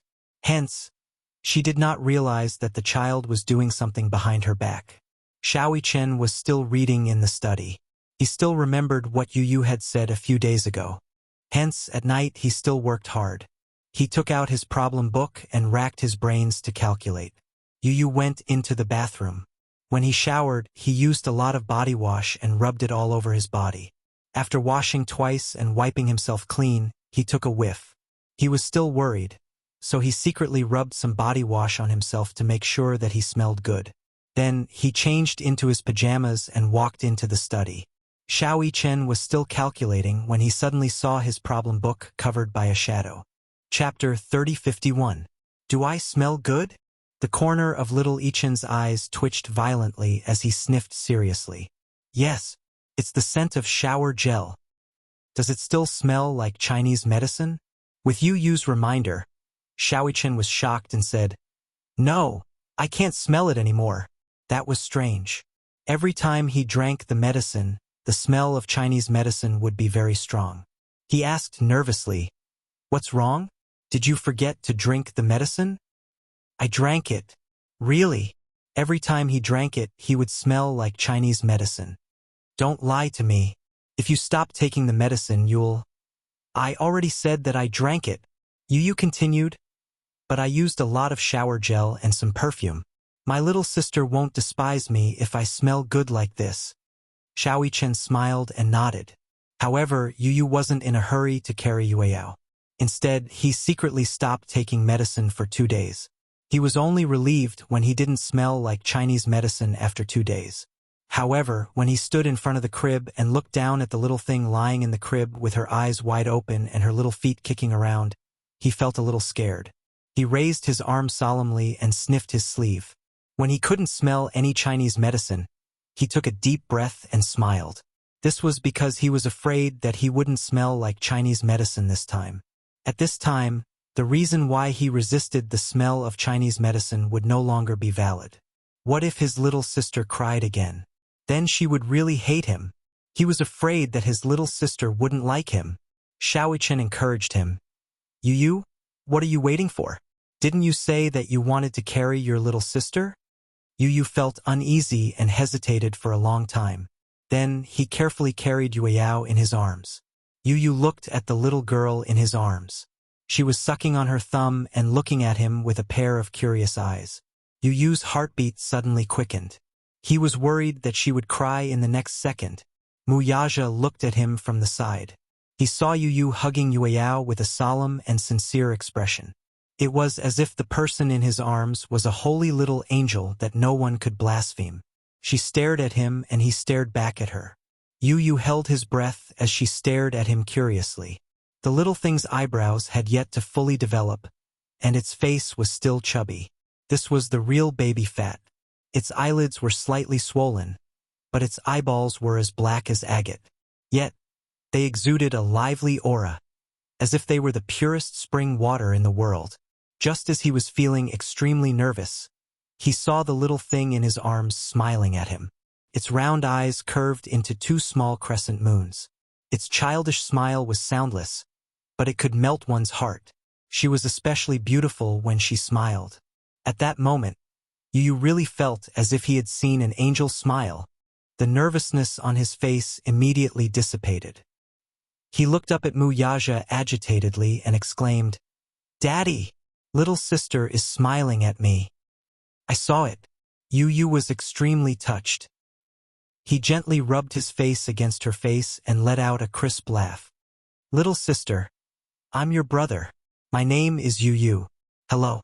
Yu looked up and his gaze landed on Yueyao's soft face.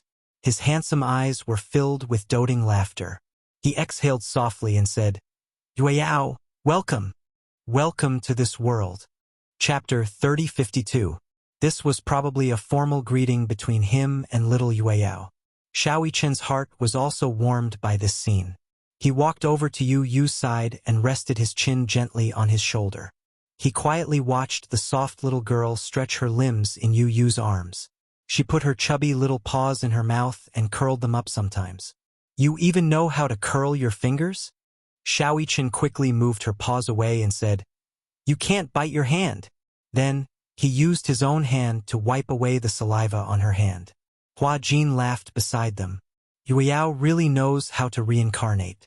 She has 2 older brothers who dote on her so much. She's amazing. For some reason, little Yueyao opened her mouth and spat out a small bubble. She smacked her lips and put her fingers in her mouth again. Her eyes darted around nimbly as she looked at the world around her curiously. Wuxia saw this and was amused. What is she looking at? She's probably looking at the 2 older brothers. Gong Jie walked over and said to Yu, "Let uncle carry her." "No." Yu defended her and pouted. Little sister finally stopped crying. "Let me carry her for a while longer." Gong Jie frowned as well. "I haven't been able to carry her for the past few days. Little Yueyao wants to see uncle too. Let me have her." Yu turned around and refused to let him have her. Xiao Chen was amused by this and said, "From now on, little sister won't have to walk anymore. When we go out, I'll have to carry Yu. Yu will have to carry mommy, and uncle and daddy will have to fight with me to carry her. Don't tell me her calves are going to become ornaments?" Yun Shirsher leaned on the bed and said with a smile, "All right, stop messing around with her. Give her to me. It's time to feed her." When Wuxia heard this, He hurriedly stood up and carried the child into her arms. Then, he turned around and looked around meaningfully. Everyone received his gaze and tactfully walked out of the door. Only after everyone had left did she lift her clothes to feed her nipple. While the baby was suckling, Wuxia sat by the bed and looked around. Suddenly, he said, "This baby's eyes are like yours. How can you tell?" "I can tell just by looking at the outline of his eyes." Wuxia gently pinched her cheeks, not daring to use too much force. It was just a symbolic touch, and it felt as smooth as milk. He added, "Someone like you will definitely be a beauty when you grow up. Didn't they say that daughters look a little like their fathers?" He still couldn't tell right now, so he couldn't rush to a conclusion. "I think that if a daughter looks like you, she'll be even prettier." Wuxia looked at her, his heart filled with infinite tenderness. It was a little different from when he held Mui Chen in his arms when he was born. At that time, he hadn't experienced her pregnancy, and he hadn't been by her side to guard her and accompany her through all those joys and sorrows. He hadn't been in the delivery room to witness the arrival of life with his own eyes. Hence, when Mui Chen was carried into his arms, he looked at him and exclaimed in his heart, "Oh, this is my son." However, although he was happy, he wasn't deeply moved. As Xiao Chen grew up, he didn't know how to play the role of a father. He only knew that he couldn't spoil him too much. Otherwise, he would spoil him too much and that wouldn't be good. Chapter 3053. Therefore, he was strict with his son. That was his education philosophy. Xiao Chen had once been in awe of him. However, when he was with her, the fatherly instinct in him seemed to have finally awakened. He also knew that if he doted on the child properly, the child would not be spoiled. Especially when she was preparing for labor, he deeply understood that it was not easy for a little life to come into being. The process in between was mixed with pain and happiness, as well as the anxiety of waiting. Therefore, when he looked at little Yueyao, he was no longer the ignorant father from 8 years ago. He was a mature and steady father. If one were to say that Yun Shishir's appearance had changed him, for he had always been arrogant and insufferably arrogant. However, she had gently ground away his sharpness and edges, turning him into a man who knew how to love. In that case, Yu Yao's appearance had instilled boundless tenderness into his heart, allowing him to become an even gentler father. When he looked at her, she looked at him too. He suddenly had a feeling in his heart. For her, everything was worth it. He wanted to give her the best things in the world. This feeling might have something to do with the special relationship between father and daughter. Why else would people say that daughters were their father's lovers in their previous lives? With such a special fate, Wuxia's love for Yueyao was even more indescribable. He loved her deeply and wanted to take good care of her. Some children's hair was not thick when they were born. However, little Yueyao had thick black hair, long eyelashes, and fair but healthy skin. When Yun Shishir was pregnant, she paid attention to the balance of nutrition. In addition, her and Wuxia's genes were not bad. No matter how they gave birth, the child would be good-looking. Therefore, when the nurse carried the child for the injection, the other nurses saw it and were extremely envious. With their rich experience, they could tell at a glance that this child would definitely be a beauty when she grew up. When little Yueyao was given an injection, she attracted a lot of attention.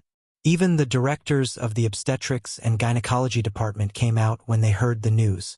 When the child was brought back, the nurse said with relish, "Didn't you see those doctors fighting to carry her? I didn't even let them. They said that this little princess can't recognize people and would cry if she were to be carried by anyone. They all said how regretful they were. Then they all said that this child would definitely be very good-looking when she grows up." When Wuxia heard this, he raised his eyebrows and said, "Don't you know whose daughter she is?" There was a hint of smugness in his words. He was showing off. The nurse said to Yun Shishir, "Shishir, you're so lucky. You have such a handsome husband, a pair of handsome sons, and a daughter who is as beautiful as a little angel. God's favor, God's favor." Before Yun Shishir could speak, Wuxia said, "You're wrong." What do you mean?" Wuxia gazed at Yun Shishir affectionately and said, It's my good fortune to be able to marry her. This sentence was like a piece of sweet candy that melted on the tip of her tongue. The nurse was even more envious and couldn't help but say, "You two are so loving." With that, she left. After she left, only the two of them were left in the room. Little Yueyao was asleep, while Gong Jie and the others brought Yu and Xiaoi Chen to Leji Holdings to do some shopping. Chapter 3054. Yu waved his hand and said that he was going to buy clothes, toys, and teething sticks for his sister. Gong Jie wanted to see the little princess more, but in the end, he was dragged away by Yu. Muyaja sneered in his heart. This son of his knew how to read people's faces. He knew that they had not enjoyed their time together for a long time. Recently, Leji had launched a new baby and baby counter. It was said that Yu had suggested it when Yun Shishir was pregnant. Leji had basically been taken over by Li Hanlin. Li Hanlin had been promoted to CEO of Leji, and Yu had retired behind the scenes. He did not want to waste time on other things. After Yun Shishir was pregnant, he decided to spend more time with his sister. To welcome his sister, he had especially urged Li Hanlin to develop the baby and baby market. After 8 months of preparation, Leji had launched the baby and baby counter. However, in recent days, there had been complaints from consumers that the baby and baby products in the counter were more targeted at baby girls. This was what Yu had requested. This was one of his selfish reasons. When he had free time, he would scribble on a piece of paper and design some toys for his sister. The product development required some time, so he had to come up with the idea in advance. When his sister was old enough to play with toys, he wanted to let his sister play with the toys he had designed. Because of the birth of little Yueyao, he did not take care of the Deva Eye project. He threw the half-drawn blueprint aside and did not care about it anymore. Gong Jie did not care about it either. Even if he was ambitious about the Deva Eye project, it was not as important as his niece. Even if it was the Hurricane Group's affairs, Yu had also kicked it aside. The room was quiet. Little Yueyao was sleeping soundly. Muyaja lay down on the bed and held her in his arms. She had been sleeping quietly, but was disturbed by his actions. She frowned and felt his hot breath on her cheeks. The next moment, the man lowered his head and kissed her lips. It felt like he hadn't kissed her for a long time. He kissed her, but he didn't dare to take her any deeper. However, when their lips parted, Muyaja lowered his gaze and stared into her eyes. Her beautiful cheeks, which seemed to have been dyed with rouge, and her eyes seemed to be able to hook his soul. He actually could not bear to part with her just like that. Therefore, when she saw him coming up to her again, his large palm forcefully clasping the back of her neck, he almost didn't allow her to retreat even half an inch. The scorching deep kiss, conquering the city, swept through her mouth invasively. She softly snorted, her voice soft and delicate, and her body actually started to heat up slightly. His body also tensed up, and a familiar reaction occurred in a certain part of his body. He instinctively did not want to be restricted to just one kiss. He wanted to have more of her, to a greater extent. Their lips tangled together and their breathing gradually quickened. He stared at her. She closed her eyes, but even if she couldn't see, the burning in the man's eyes was self-evident. But when he kissed her collarbone, he forced himself to leave her lips. He wanted her and had endured for almost 10 months, but he deeply understood that now that she had given birth, she could not bear him at all.